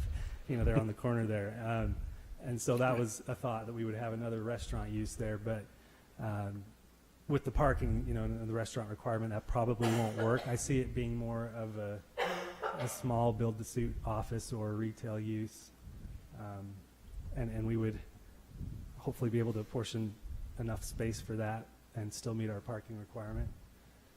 The main thing for us, frankly, is we've got some obligations with the college and time-sensitive obligations to have this thing open for fall of 2018, which is really, really fast. So we're working on that, and my preference would be to just abandon the question of the parking on 600 East and provide the parking on that parcel that we'll have to the north of our site. Was that in keeping with the recommendation of the Planning Commission? Did they have? Yes. Yeah, I guess. Yeah. Well, that solves your issue of trying to be consistent as well, which I agree with. I Did also you- agree with Joe. I mean, a little concerned, we don't want to make that parcel on Boulevard unusable. I mean, that's But I another think problem. that the issue they have is a timing issue on the 2018. They don't know what they're going to use that for, so it'd be hard to say. You know, they could always come back. Right. And later, and if That was gonna be my they next get better question. use, so they could maybe put the parking down to the south part of the property and then, you know, not be throwaway. But if we could figure out another way to make it work based on when they have a use, then they come back and reconsider it, but allow them to go forward with the project. Maybe you'll change your mind a year or so Once from we've now. seen it in Once action. you've seen what's going on with what the old part of town or the downtown part, maybe that Exactly. restaurant would extend out, and that would change the requirements for the number of stalls they need. But I don't think you want to go into that discussion now because it's so uncertain because they don't have a use. And so Gotcha. I think that in order for them to meet their deadlines, we can work it out some way to provide that additional parking on that particular thing without putting it on the boulevard. But isn't that subject also to you buying that piece of property? The They whole, have it under the whole contract, project is, and we don't own Any of it? We own 2 parcels right now, Two, and our yeah. partners own the Sunburst Plaza there. Who but owns the part on the boulevard? That's University. Dixie State or the Dixie So Foundation. even if we pass this, it would have to be subject to you being able to get that property. Right, and we'd have to address that in They're the under development contract. agreement. We'd have Happens to all the require a time. development agreement where Right. they'd have to prove that they own the ownership and have to design it, and then we'd put that in the development agreement. You'd see that. It'd We come would back also to you. recognize in that development agreement, and this would be for what you all would like to see too on the boulevard, is that would remain a separate parcel and not have to be folded into this project here, so that they have that option in the future to come back to you Oh, and good idea. do that commercial project. So then you would have to have some kind of cross agreement for parking. That's right, and in that future. We do that anyway. But Yeah. when they come forward with their commercial proposal, at that time, we can address the parking. That gives, as Gary said, some opportunity for you to see how it's working out with the parking. And at that time, we could address the parking in order to get that commercial project on there. Yeah. And we're under contract to close July 3rd on that property. So it's imminent, but we don't own it yet. Obviously contingent upon you getting all these approvals, right? Correct. Just comment, okay. Any other questions or anything else you have, Matt? That's it. Okay. Thank you. Thank you. So I will open the public hearing for anyone who's come to ask questions or provide input on this item 3D on our agenda. Seeing none, I'll close the public hearing and come back to you, council, for your discussion or action. So by approving this, do we have to add that in there, or is that already? You'd have to, I would suggest that you would say you approve it as recommended by the Planning Commission, subject to a development agreement between the city and the developer to make sure that the parking is met on that off-site piece. So moved. Second. Phew, Shazam. Okay, so we have a motion by Betty and a second by Jimmy. Any discussion on the motion? Which would also include zero parking for guests? Is that part of That was a That part of the recommendation Planning from the Commission. Planning Commission, yep. Would include all the recommendations by Planning Commission. Okay. And then we can look forward to having enhanced bike lanes and lighting in the future. Keeping in mind, we'll still at some point have that on street. Yep.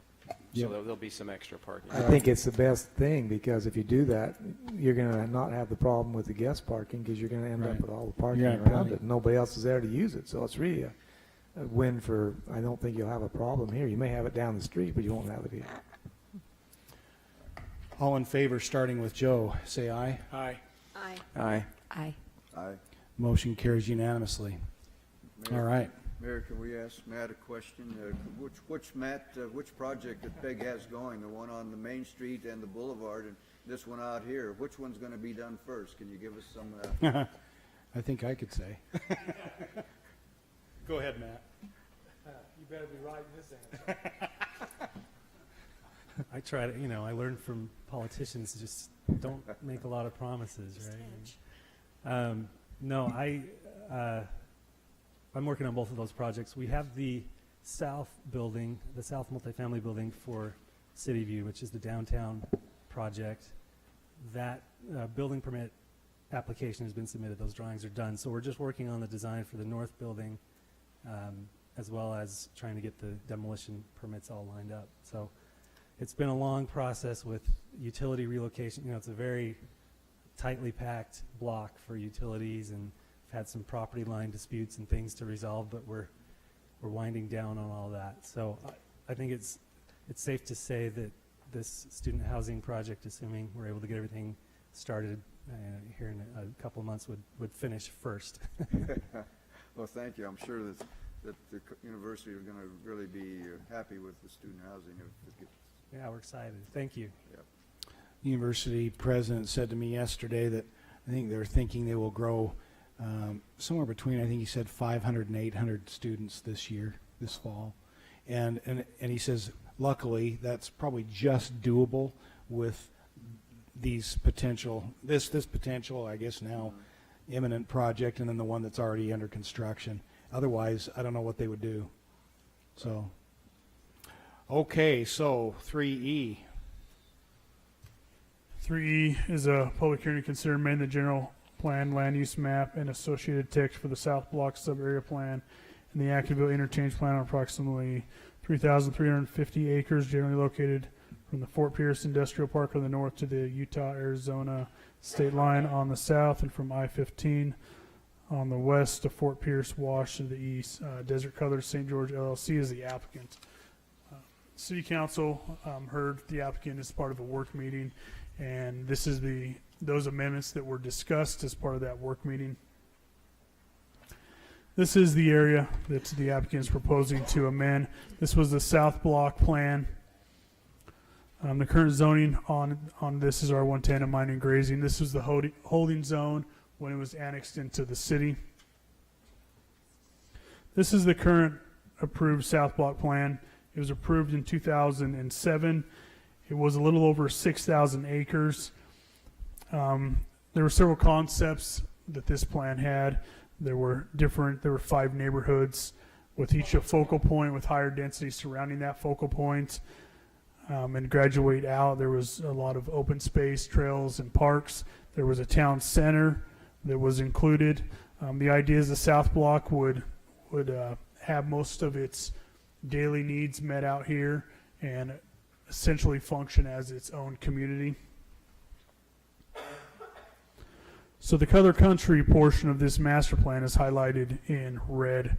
It's not the full approximately 6,000 acres. It's roughly 3,300 acres. Sheesh. So this is what the applicant is proposing as part of their master plan.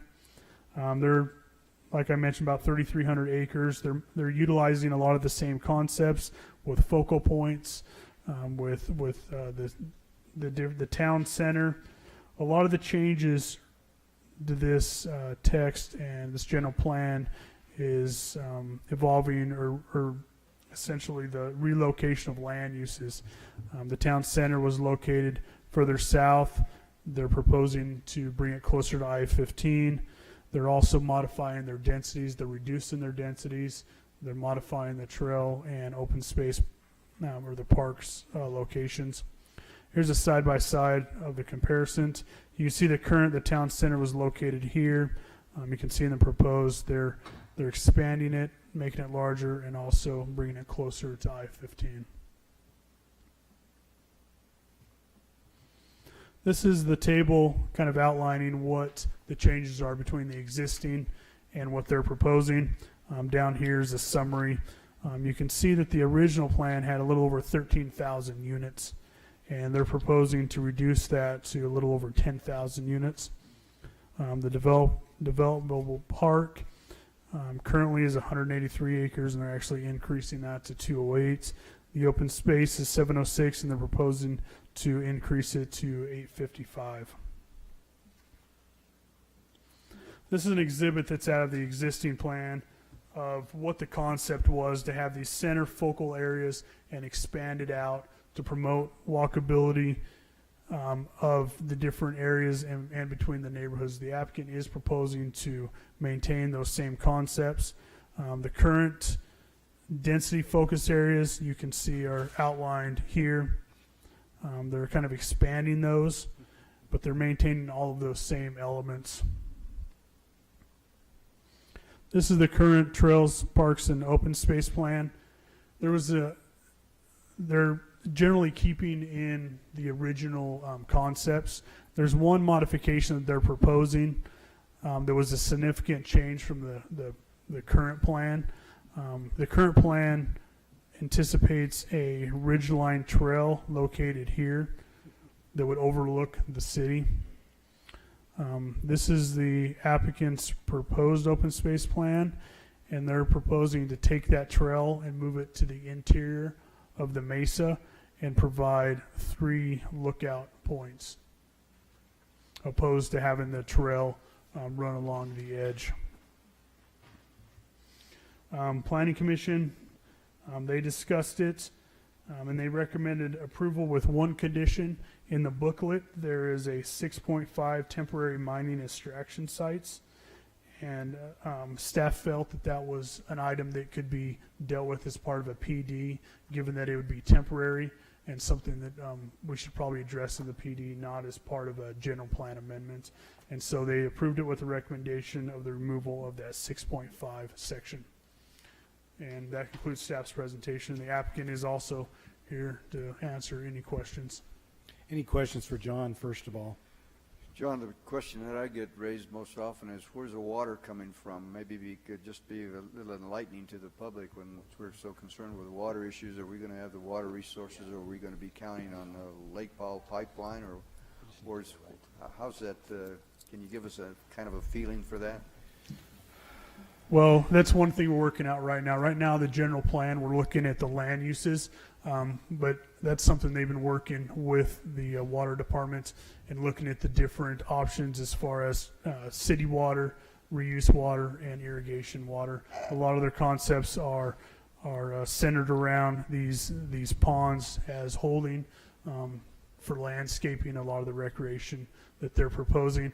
But that is kind of ongoing discussions, and hopefully we'll have those answers when we present the PD zone change, if this amendment gets approved. I know the applicant could probably speak more on it than myself, but that's kind of generally has been the discussions.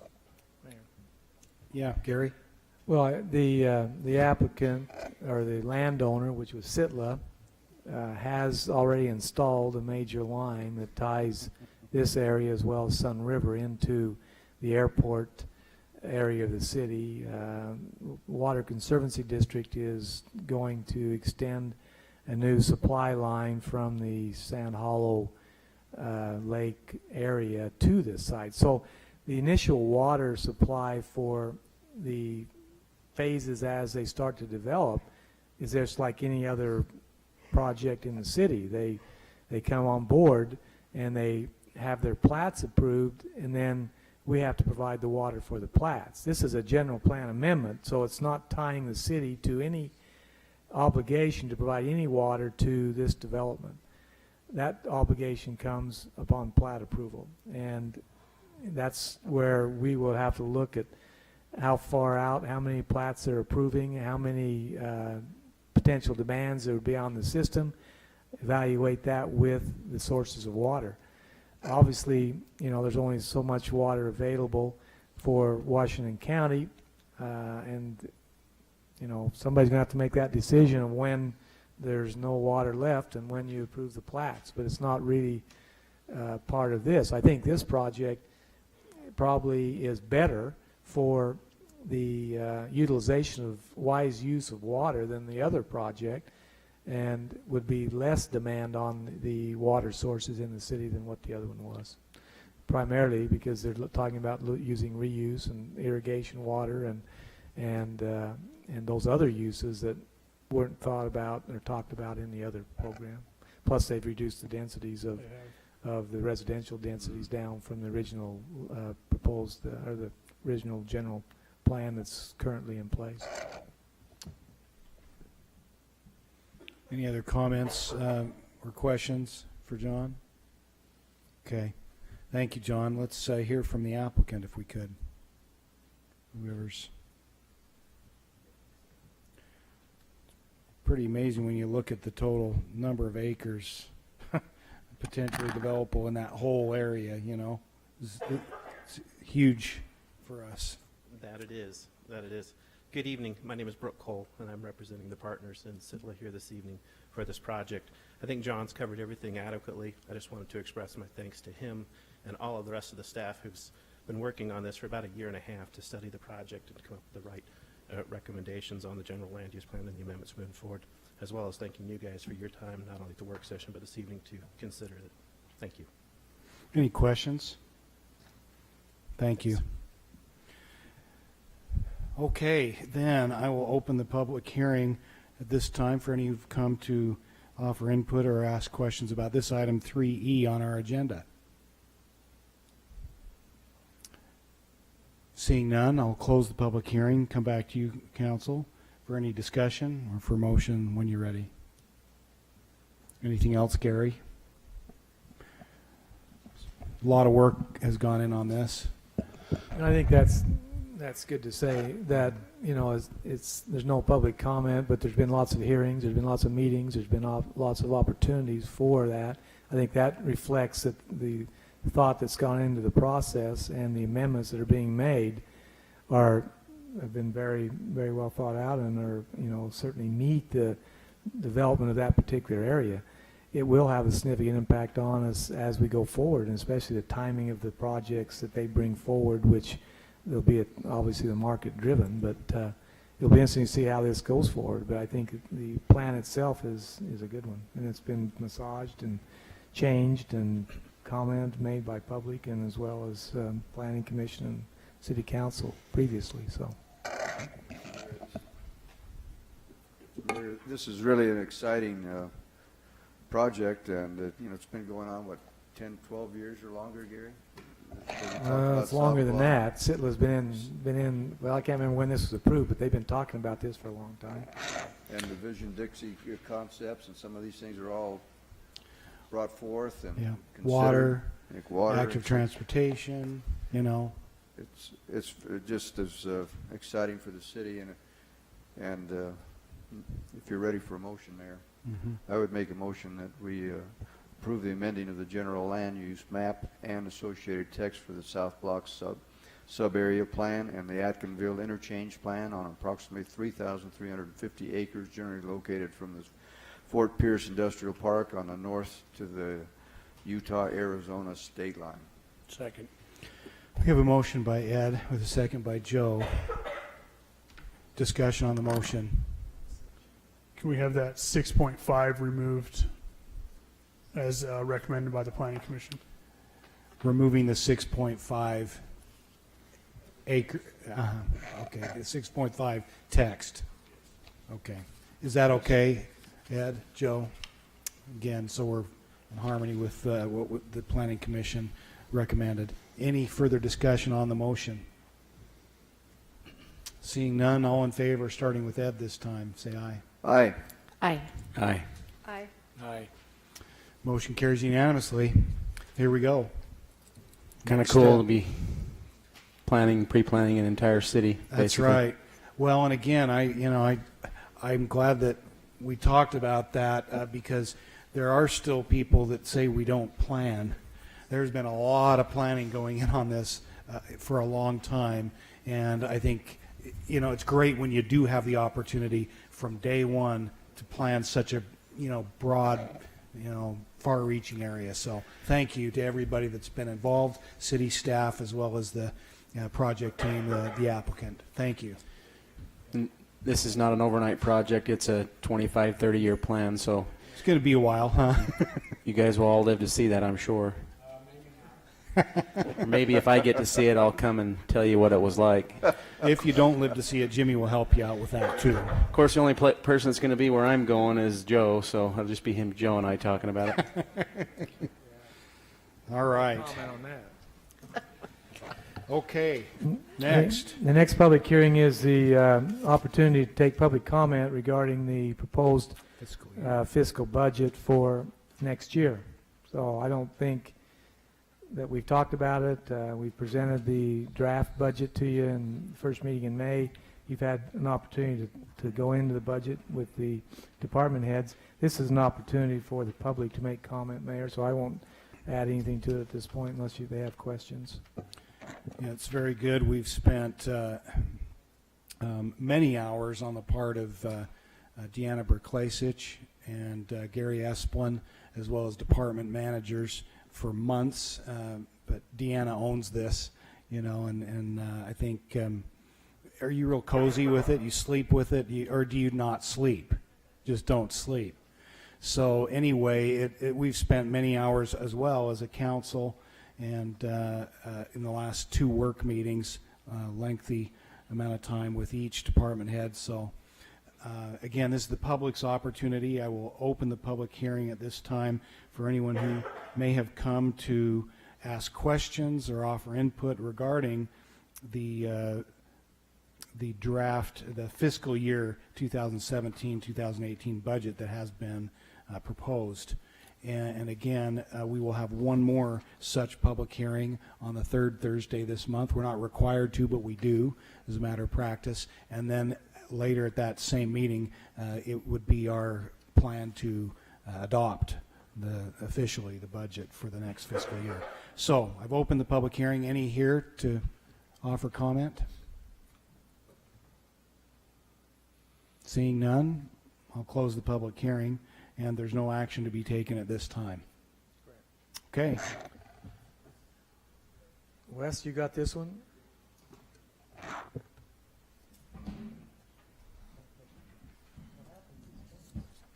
Yeah, I was trying to figure out what was different about him.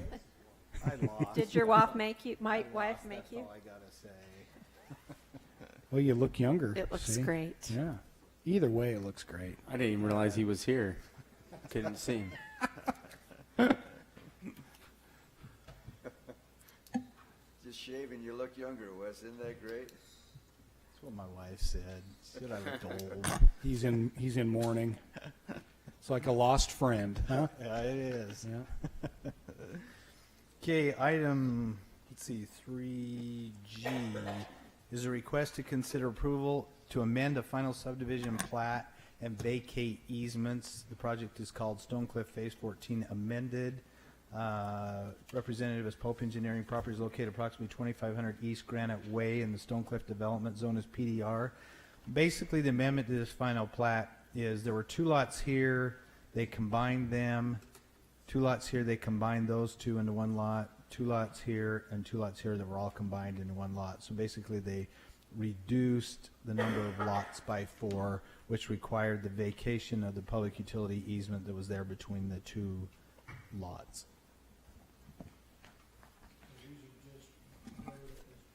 They're just dirt at this point. In fact, they haven't even finished the improvements yet. They've actually bonded for the improvements. Any other questions for Wes?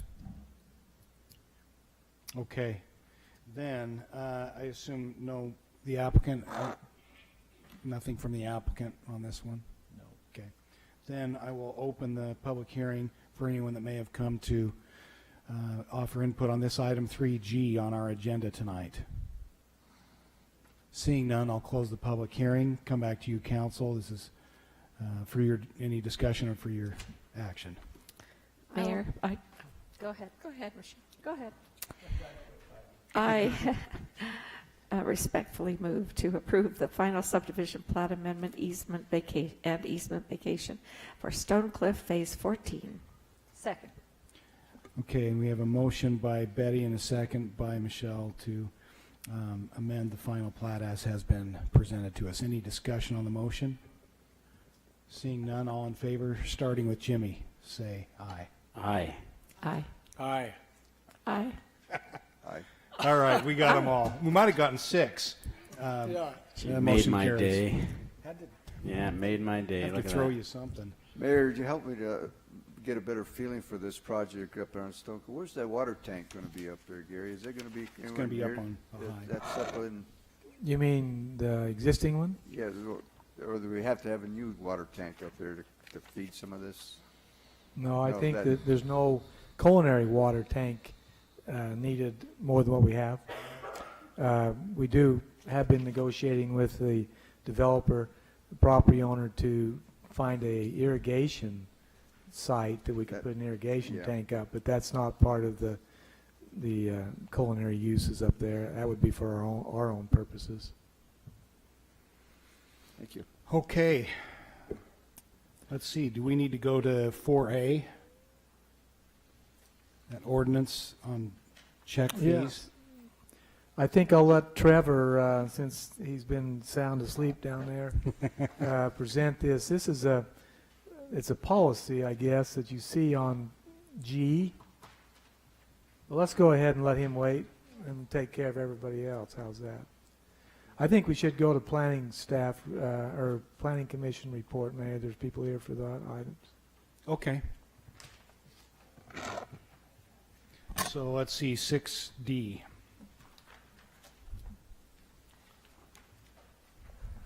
Under the Planning Commission report, the first item is public hearings to be advertised for June 15th. There's 2 items.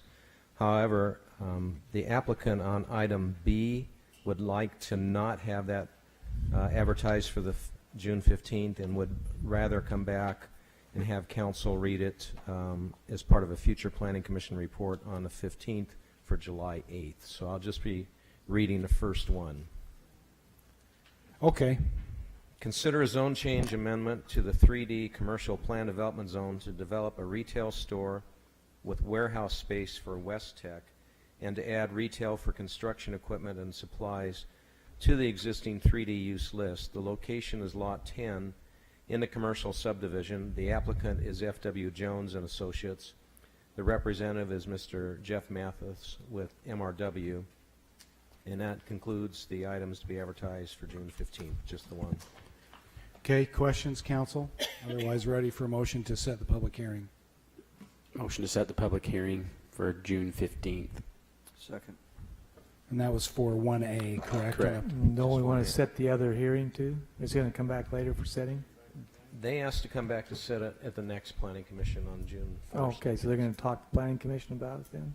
No, I'm sorry, they'll come back to council on the 1st. So don't we have to set that hearing tonight? For July 8th? For July 8th? you want to set that for July 8th? You know, it's, if the council feels they'd like to do that. Or will you bring it back to us to set it? We were going to bring it back to set. Perfect, but it's let's do that. Up to you. Okay, so let's see. We had a motion by Jimmy, and who's the second?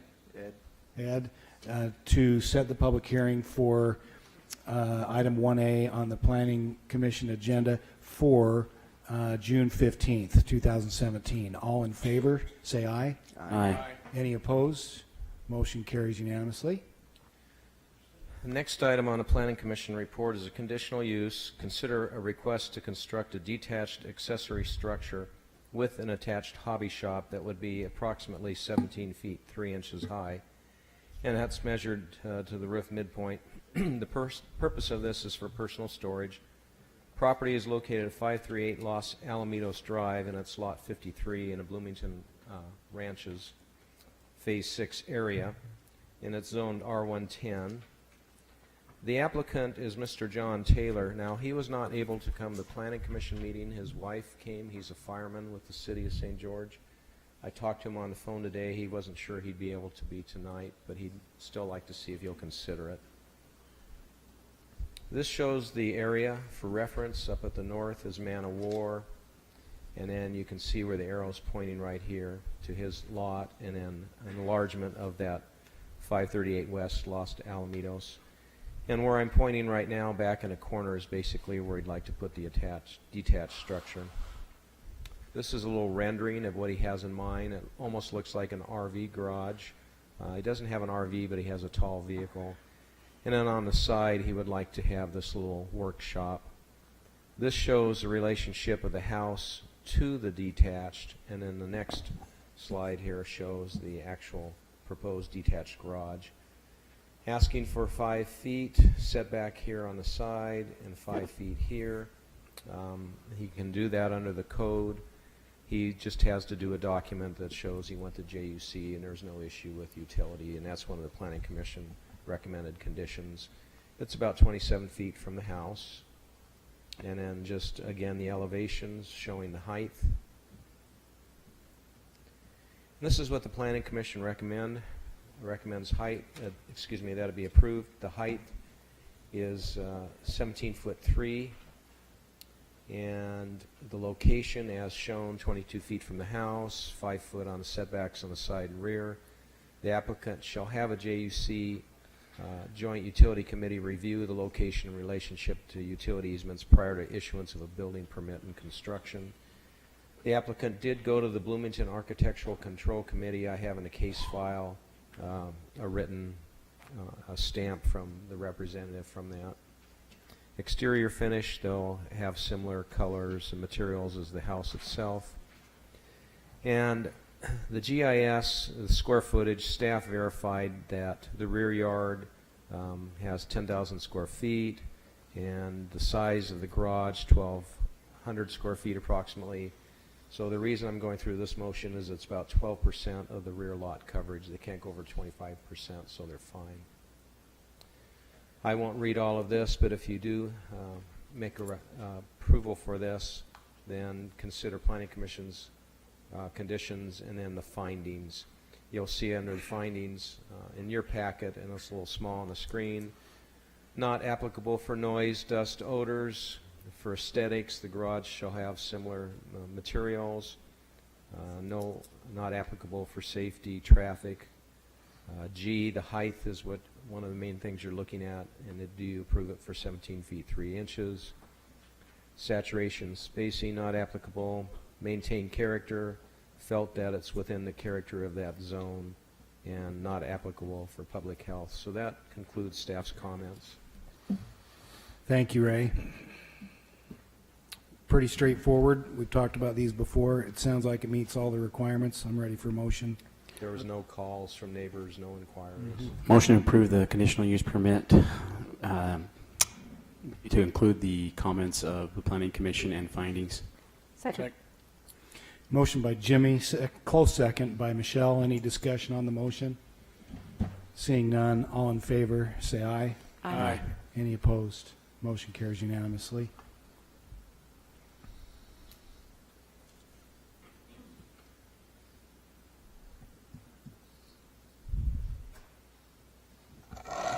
Actually, the agenda has the river, taking the dirt out of the river. I don't know, was that go to the plan, that didn't go to the planning commission, that's coming right to the council. Okay, we'll take care of that after then. Item 3A from the Planning Commission report is request to consider approval of a one-lot commercial final subdivision plat called 476 East Riverside Center Phase 2.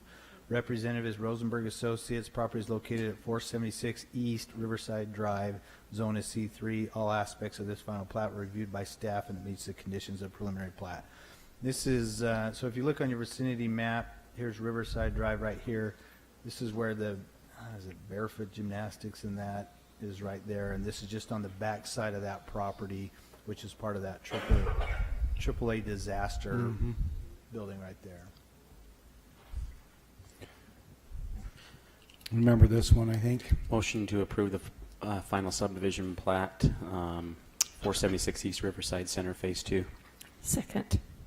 Motion by Jimmy with a second by Betty. Any discussion? All in favor, say aye. Aye. Any opposed? Motion carries unanimously. Okay, item 3B is request to consider approval of 11-lot residential subdivision final plat called Ancestor Estates Phase 3. Representative is Rosenberg Associates. Property is located at the northeast corner of the intersection of 2780 East and 1450 South. Zone is R112.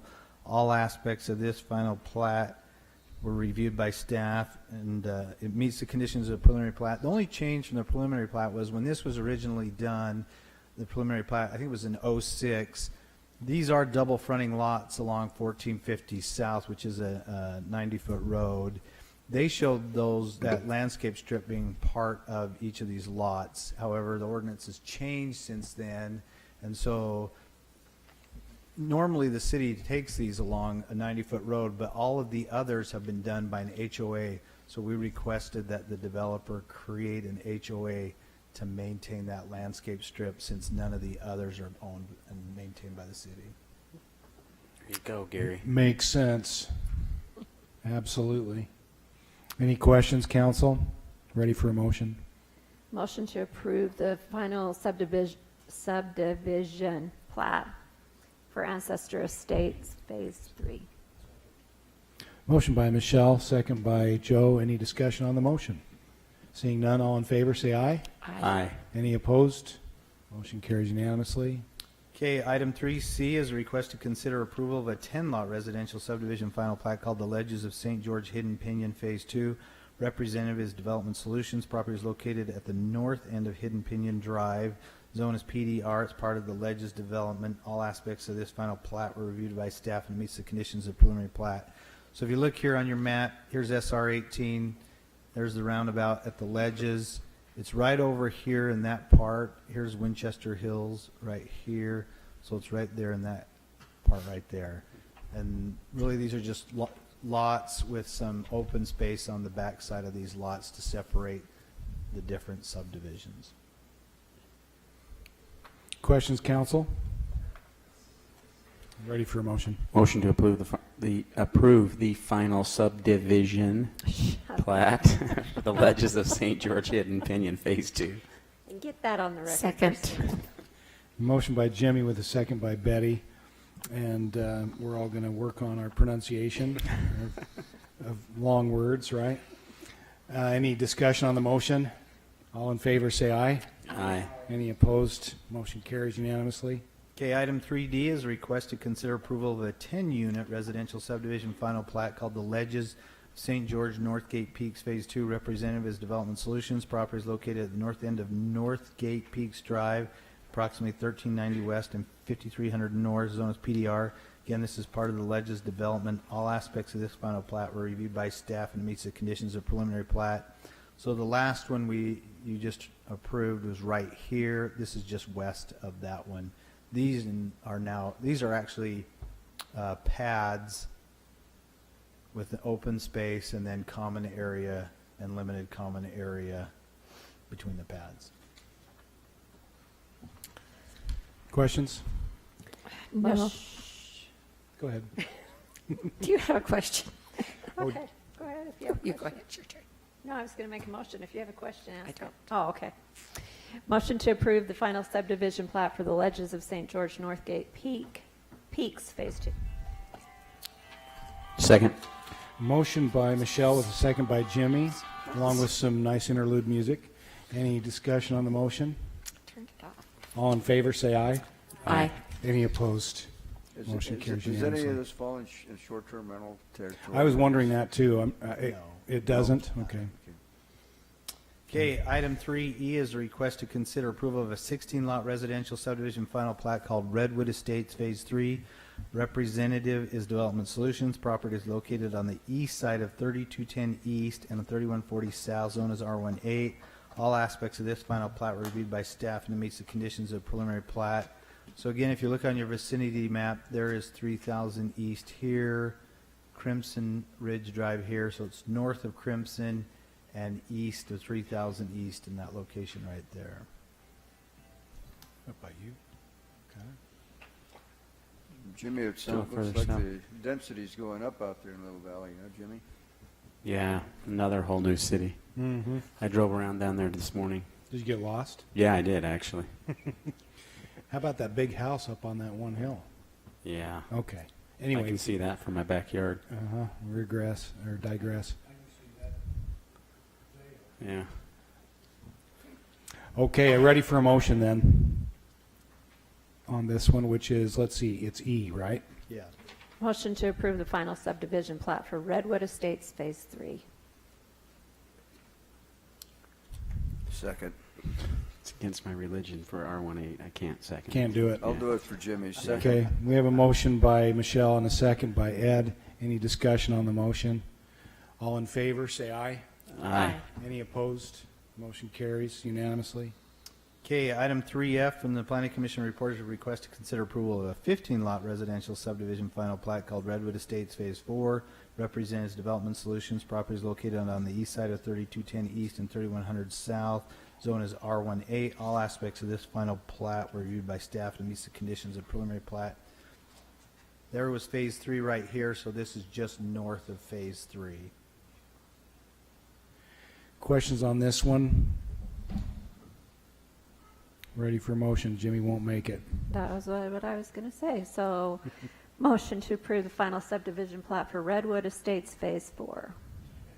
Motion by Michelle, second by Joe. Any discussion on the motion? All in favor, say aye. Aye. Any opposed? Motion carries unanimously. Okay, item 5A from the Planning Commission report is request to approve a preliminary plat for a 37-lot residential subdivision called Rosewood Estates Phases 1 through 3. Site is located at 3210 East, 3010 South. Property is 10.93 acres. Density is 3.4 dwelling units an acre. Zone is R18.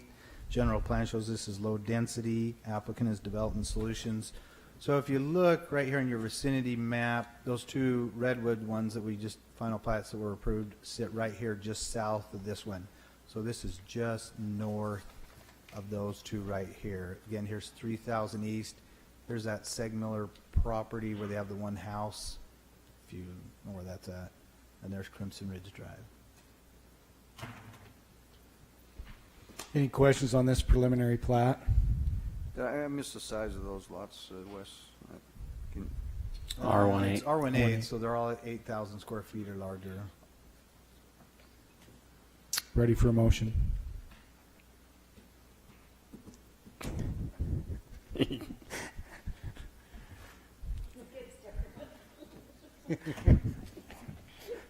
Hurry up. Come on, somebody. Mayor, I would make a motion that this is 5A, right? Yep. Correct. That we consider. Rosewood Estates. We approve the preliminary plat for the 37-lot residential subdivision called Rosewood Estates Phase 1-3. Motion by Ed with a second by Joe. Any discussion on the motion? All in favor, say aye. Aye. Any opposed? Motion carries unanimously. Okay, item 5E from the Planning Commission report is request to consider approval of a preliminary plat for a 15-lot residential subdivision called Tonnequint Cove Phase 1. Site is located on the south side of Curly Hollow Drive at approximately 1400 West. Property is 8.06 acres for a density of 1.86 dwelling units an acre. Zone is R110. General plan shows this is low density. Applicant again is Development Solutions Group. So here's Curly Hollow right here. If you look on your vicinity map, there's Tonnequin, Curly Hollow, the school right here. So this is at the end of that. Let's see, what do they have? They are proposing double frontage lots right here along Curly Hollow, which will require the privacy wall and the 10-foot landscape strip. Currently, they're showing these as walkout basement lots, as there's a fair amount of grade change along this property. However, they've indicated that this may change. If this turns out to be a lot of clay down here, It will. then they may do flat lots across there, and to try to bridge that clay. So they're still looking at that possibility, but right now they show them as walkout basements. And then this is this open space area that we talked about when, and there's drainage that comes down through here. It's kind of collected right in here. So they'll leave this area open to collect that drainage and get it into the storm drain system. And all of the grading, as you'll notice, because this is shown as open space, will be done on the lots. And, normally they'd they'd grade back into here, but because that is designated as open space, we'll hold to the lot line and keep the grading on the lots. The open space is what's making it such a low density then, even though they're 10,000 square, they're R110s. With beautiful views. It's a good spot. It is. I'll make a motion to approve the preliminary plat for Tonnequin Cove Phase 1. Second. Motion by Jimmy with a second by Michelle. Any discussion on the motion? I have a question on the, what appears to be the cul-de-sac there. Uh-huh. Will that ultimately open up and go out through there, or is that the end of that? That's the end of it right there, yeah. But there is more property if. There is, but Yeah, okay. yeah. Okay. Yep. Which would be accessed from Curly Hollow. Yeah, it'd come up Curly Hollow through here and into there. And so Oh, that, neat. this is all open space here too, where that rock park is, and Going west, Curly Hollow. I'm going, Right. go up to the top, where the main road. Right there. right there. Go So- up on Right, this is Curly Hollow. Yeah, so that. That will have access to extend that. through from there. They're just trying to figure out the alignment of it now Okay. as they go forward with the rest of their development. Thank you. Okay, we had a motion and a second. Any other questions? All in favor, say aye. Aye. Any opposed? Motion carries unanimously. And that's it from Planning Commission. Good job, Wes. So now we go to E, is that right? Right. Let's go to B. Scott, I'm going to let you present the 6E, right? 6E. Yep.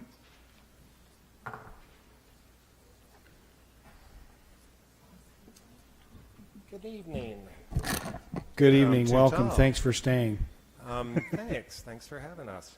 I don't know if we've got any slides or anything. I thought maybe we would have an exhibit up there, but we submitted that with the application. But I'm not sure how much you've gone over in your With the application. package. You mean with what the email was sent? The application for the sediment removal request in the river. Well, I'm Is not that- sure of the application. All I got was an email from Rick Rosenberg. Oh. I didn't get any application, so I'm not sure what. Well, there has been one submitted, so Okay. I apologize, again, I I'm didn't covering get- for Rick. Guess where Rick is? Fishing. Yeah. No, of course. At Lake Powell, I think. Imagine that. So I'm trying to find the agenda real quick. I'm not going to find it, but this is a request for sand extraction in the Virgin River, and we wanted to make sure that City Council was okay with that. And it's about a 10-acre parcel that's next to Sun River. It's just north of our golf course. So we've had one before. We had a permit it was about 2007. We used that for a few years, and we used the sand for bedding material for laying our pipes. So it's water pipes and sewer and some storm drain, and it's been really convenient for us to use this. It's outside of any kind of floodway. It's outside of any biological. We're also requesting from BLM a right-of-way so that we could access this parcel. We have to go around. There's some BLM property on the west edge of the golf course. So we need access through their property to access this 10-acre parcel of the city's.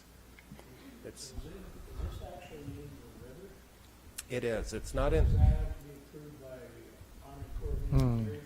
We don't worry about that. That's their problem. Just go dig it out. We got, for the last one, if I remember correctly, we got Army Corps approval. So we will get all the necessary permits and working with It's just staff. that it's our property. It's our property. But we wanted to make sure that you guys were okay with it. So the reason it's here tonight would be that they're excavating out of the river, subject to receiving all their permits. And somehow I've got this, an email, but I can't find it from Rick. I'll find it here in a second. Oh, Yeah, here it he had is. said that he had asked you whether you wanted city council to take a look at this. And It would open up the capacity of the channel, wouldn't it? Yep. it won't That's go. a good idea. It does remove sediment, so it does increase capacity, exactly. This is routinely done. Unless and we had a use for necessary. it. And it's, we don't bring anything down into the river. There's no trash, don't leave anything. It is purely an extraction. Ed? I just comment, this is routinely done, and it's a necessity to keep that clear. And keep Yeah, I it wish we moving. could do a lot more of it, so it's nice when it's something you can use. It is, yeah, very much. Gary's just reading. Yeah, I'm Looking. it's, I think any action should be subject to legal approval because they haven't seen the easement, but there's actually a described easement and it's called a temporary easement document. And so it has a legal on where they come in and out, and it says the grantee shall maintain the temporary easement in good repair and may not install, build, place, or allow anything to be installed, built, or placed within that easement without our approval. So, and it says all necessary environmental permits required for the sediment removal work, including access to the site, are the sole responsibility of the grantee. So it looks like we'd be covered, but we'd have it subject to legal review.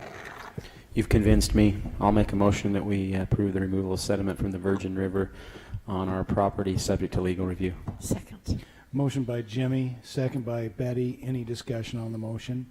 Just Mayor, comment that I get calls from residents at Sun River, and they question why the vehicles are down there removing sand from the river area, and they don't quite always understand that without the removing of that sediment, and it's a negative for that river flow, and it's really proper that the city allows somebody to do it. Very good, and I'm sure, if the approvals, all the approvals are given, it might be good if you let your residents know what we're doing, or what you're doing. Yep. Any other questions, council, or comments on the motion? All in favor, say aye. Aye. Any opposed? Motion carries unanimously. Thank you, Scott. I think the next item is the billing policy. I think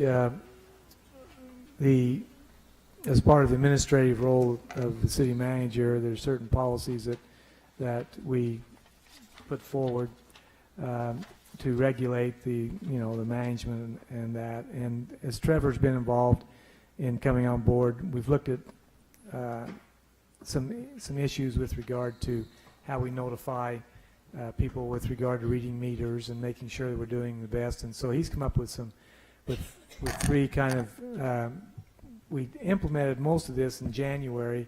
This is to formalize it, and the reason that you have to approve it is it involves a fee as part of that with regard to return checks. So go ahead, Trevor, and tell them what we're proposing.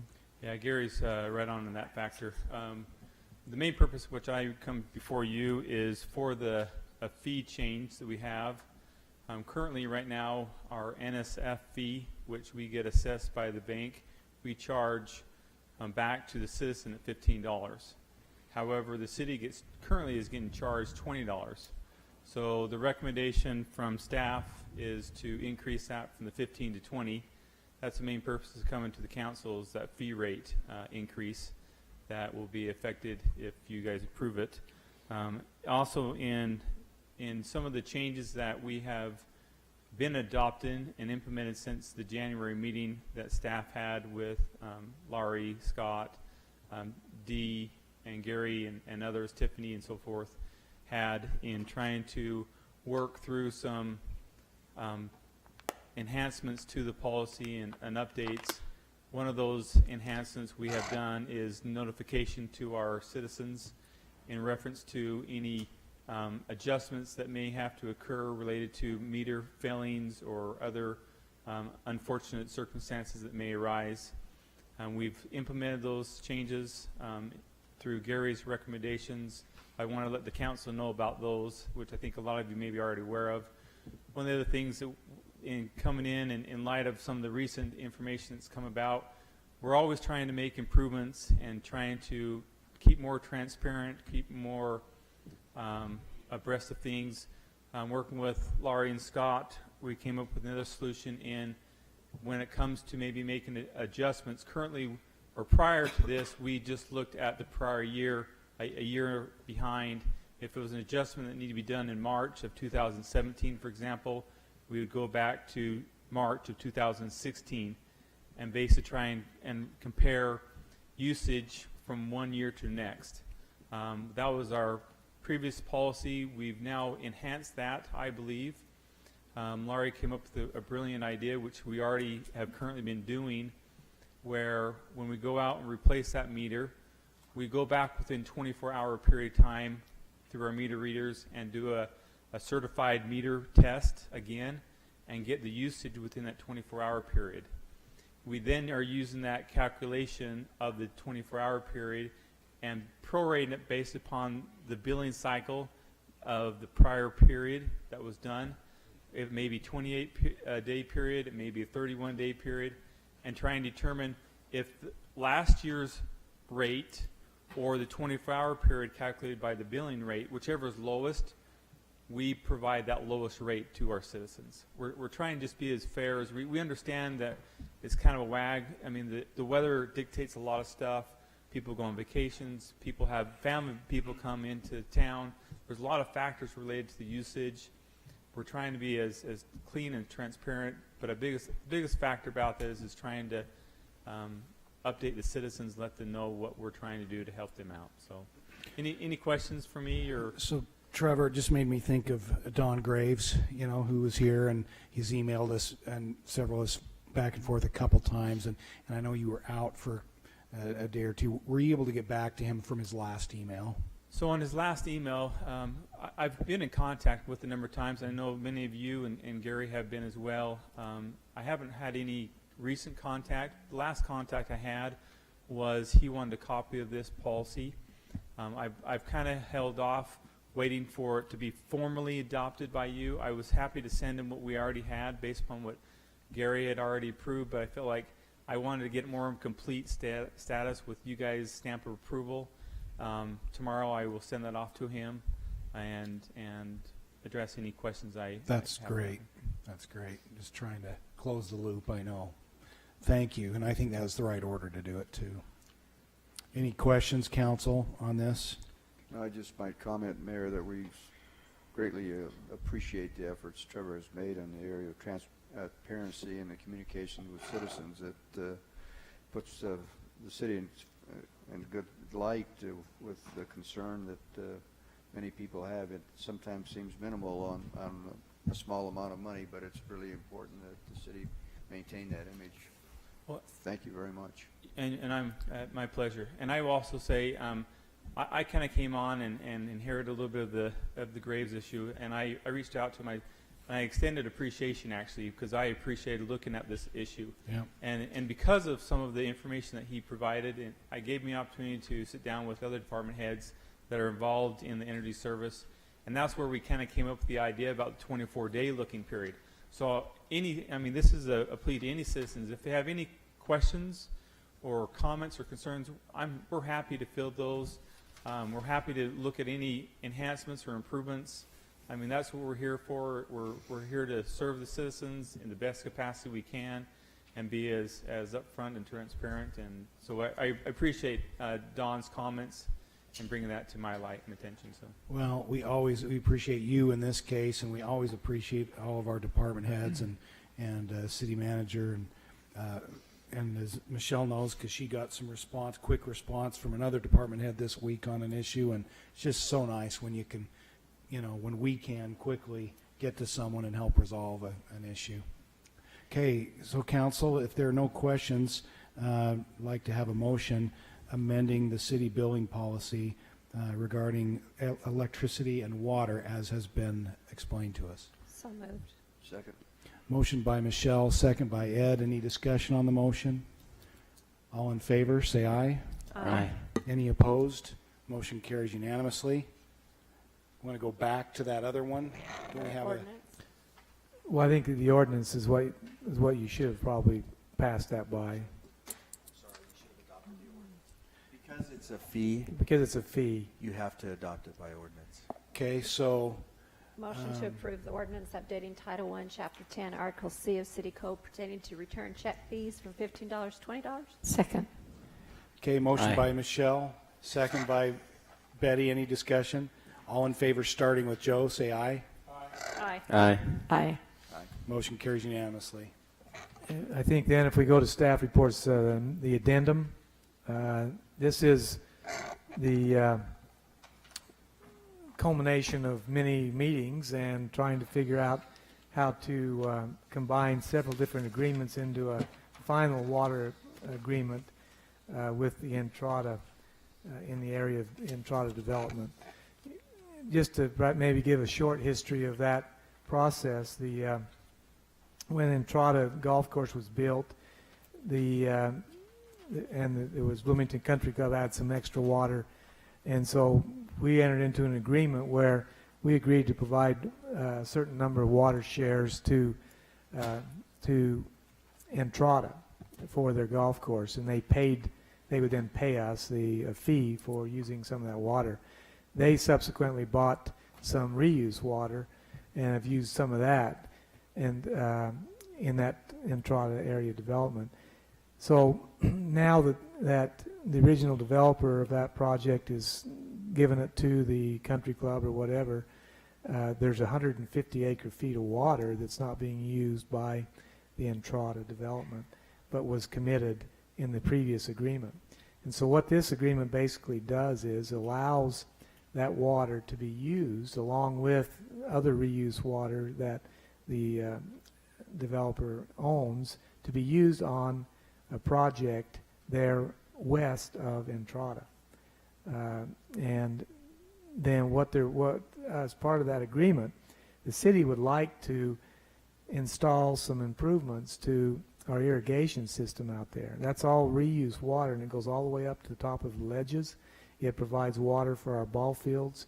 It provides water for the golf course and all those entities. And in order to better utilize that, we'd like to build another irrigation line down and be able to tap into the line that goes to the Ivans area, and that would allow us to provide water without pumping at some point in time. It allows us to gravity flow some of that.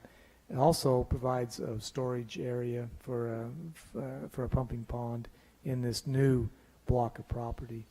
And I know I've butchered that, but the idea is that we have money budgeted in your current budget this year, plus it's being projected to do a irrigation project out in this particular area next year.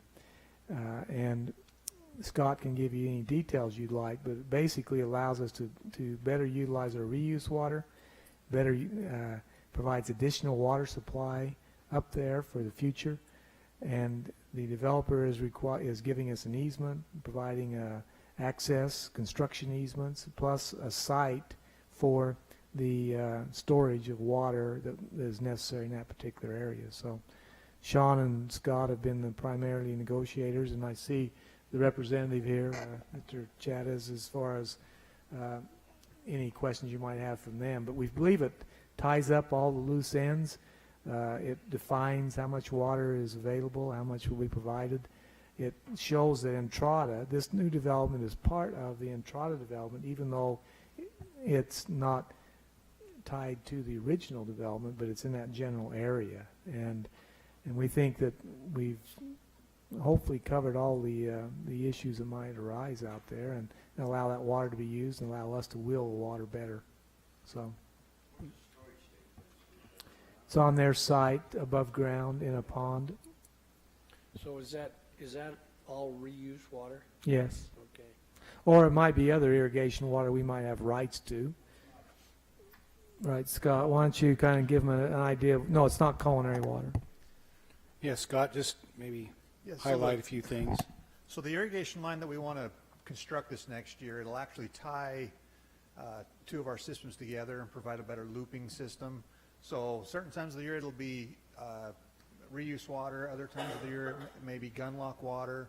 We've got well water we can pump in there as well. So it just kind of blends a lot of different sources and gives us a lot more reliability and more options. See, under the agreement that we had with the Native Americans and the settlement of the claims that for the Aboriginal water claims and all that, a number of years ago, we built a pipeline from the wastewater treatment plant clear to the reservation. But when we did that, we purchased a lot of the rights from the irrigators along that pipeline, and we traded them some reuse water in exchange for those rights. And so we have the ability now to tap into that particular line and then loop it, like Scott is saying, so we can actually use not only reuse, if it's a good year and gunlock's flowing, we can take the gunlock water and provide water to these facilities without having to pump up any of the water from the reuse facility that's down below. So it gives us maximum flexibility to provide some of those irrigation needs in that area. Is the arsenic level for that reuse different than? No arsenic. There's no arsenic? No. Anything else, Scott? Just that this is the third and final amendment to the agreement. Good. I know you've been working on it for some time. All right, council, any discussion or questions? Otherwise, I'd entertain a motion. I would just suggest, Mayor, that maybe they enlarge that lake to 5 acres and put white sand around it and have a recreational part of that beach as part of this project. But I'm not sure we can amend it this late date. Brian just... Plus, Ivans would probably take credit for it anyway. Yeah. So. Brian just about fell off his chair there for a second. Mayor, I move to approve the third and last amendment to water agreement and agreement for easements with Trotta Development. Okay, we have a motion by Betty. On the city of St. George, I was just going to say. Motion by Betty with the second by Michelle. Any discussion on the motion? Seeing none, all in favor, say aye. Aye. Any opposed? Motion carries unanimously. Congratulations. Thank you, Brian. Thank Mr. Beasley and all others involved. Okay, Gary. I'm done, I think. Well, we need to go back, don't we, to 6A quickly. Oh, yeah. That's okay. Let me just explain.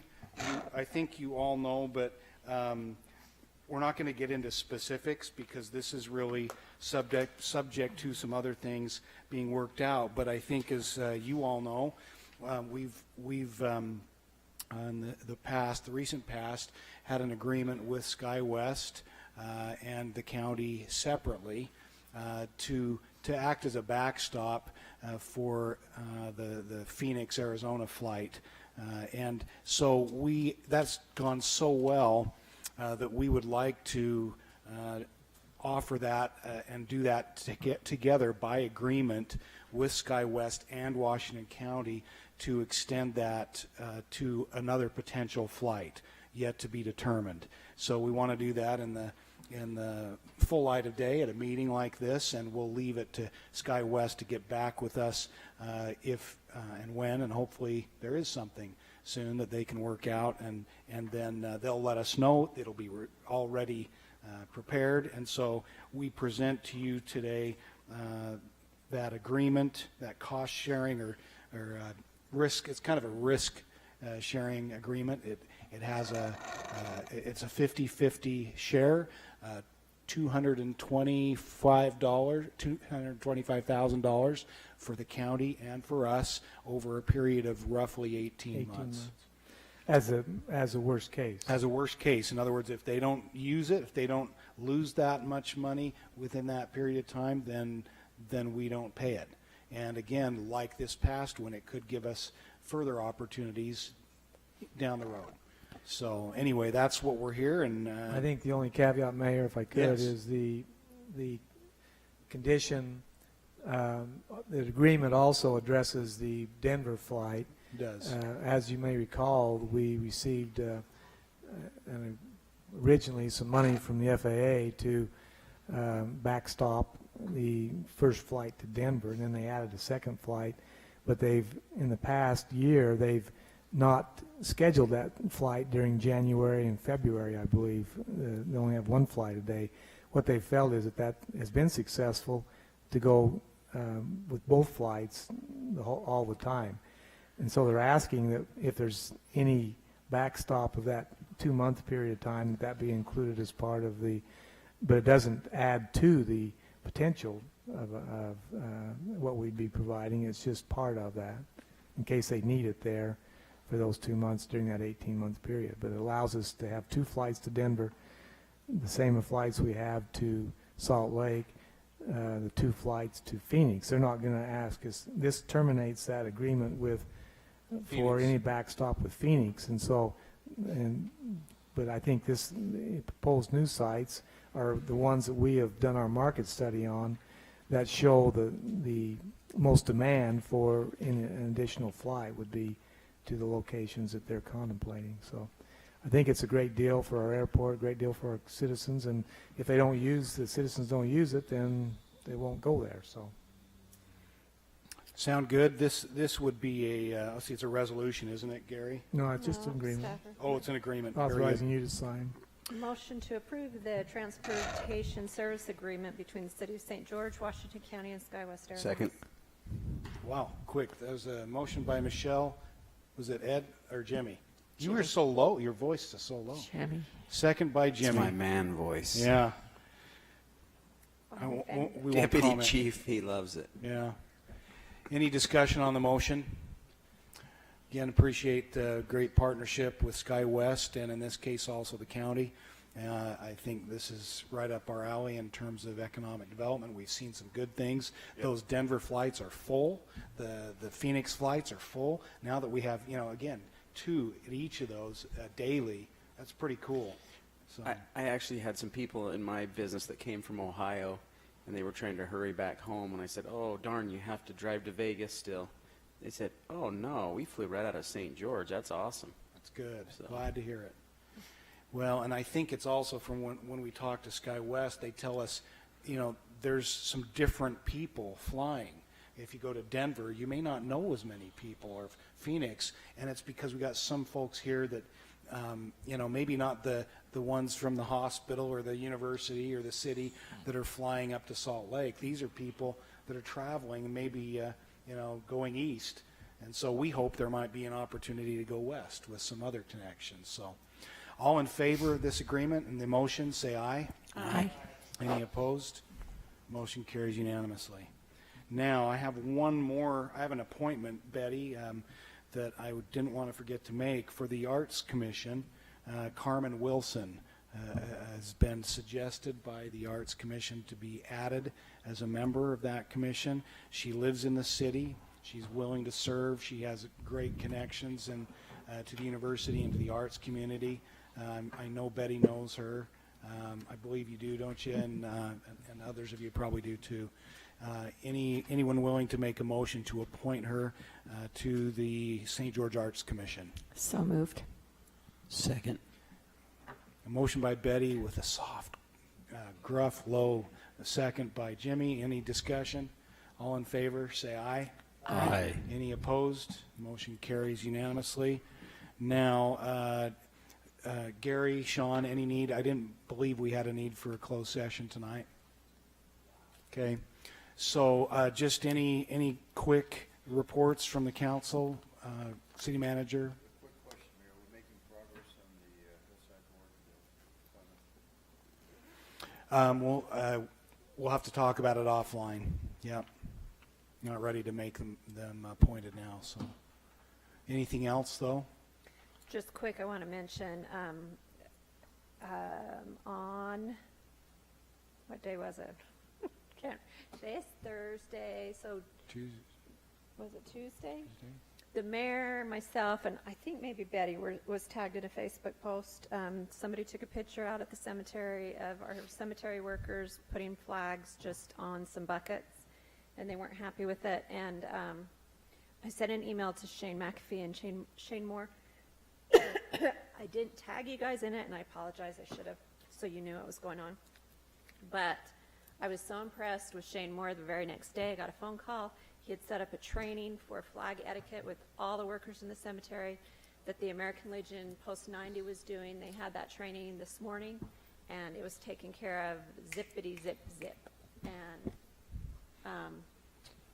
I sent him a email also saying how impressed I was with how quick they got on it and took care of it. Because if they don't know, they can't fix it, and some people just like to use social media instead of going to the source.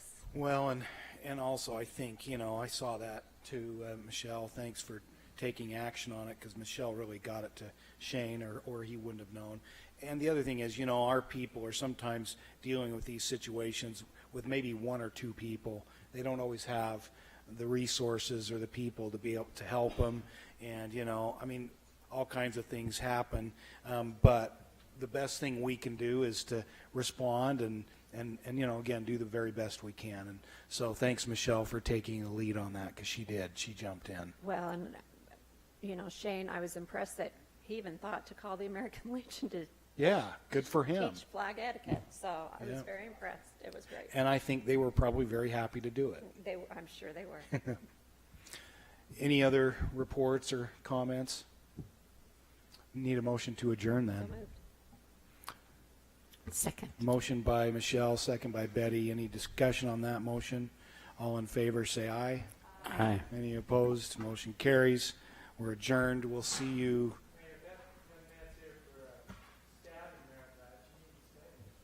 Yeah, Mr. Solstad.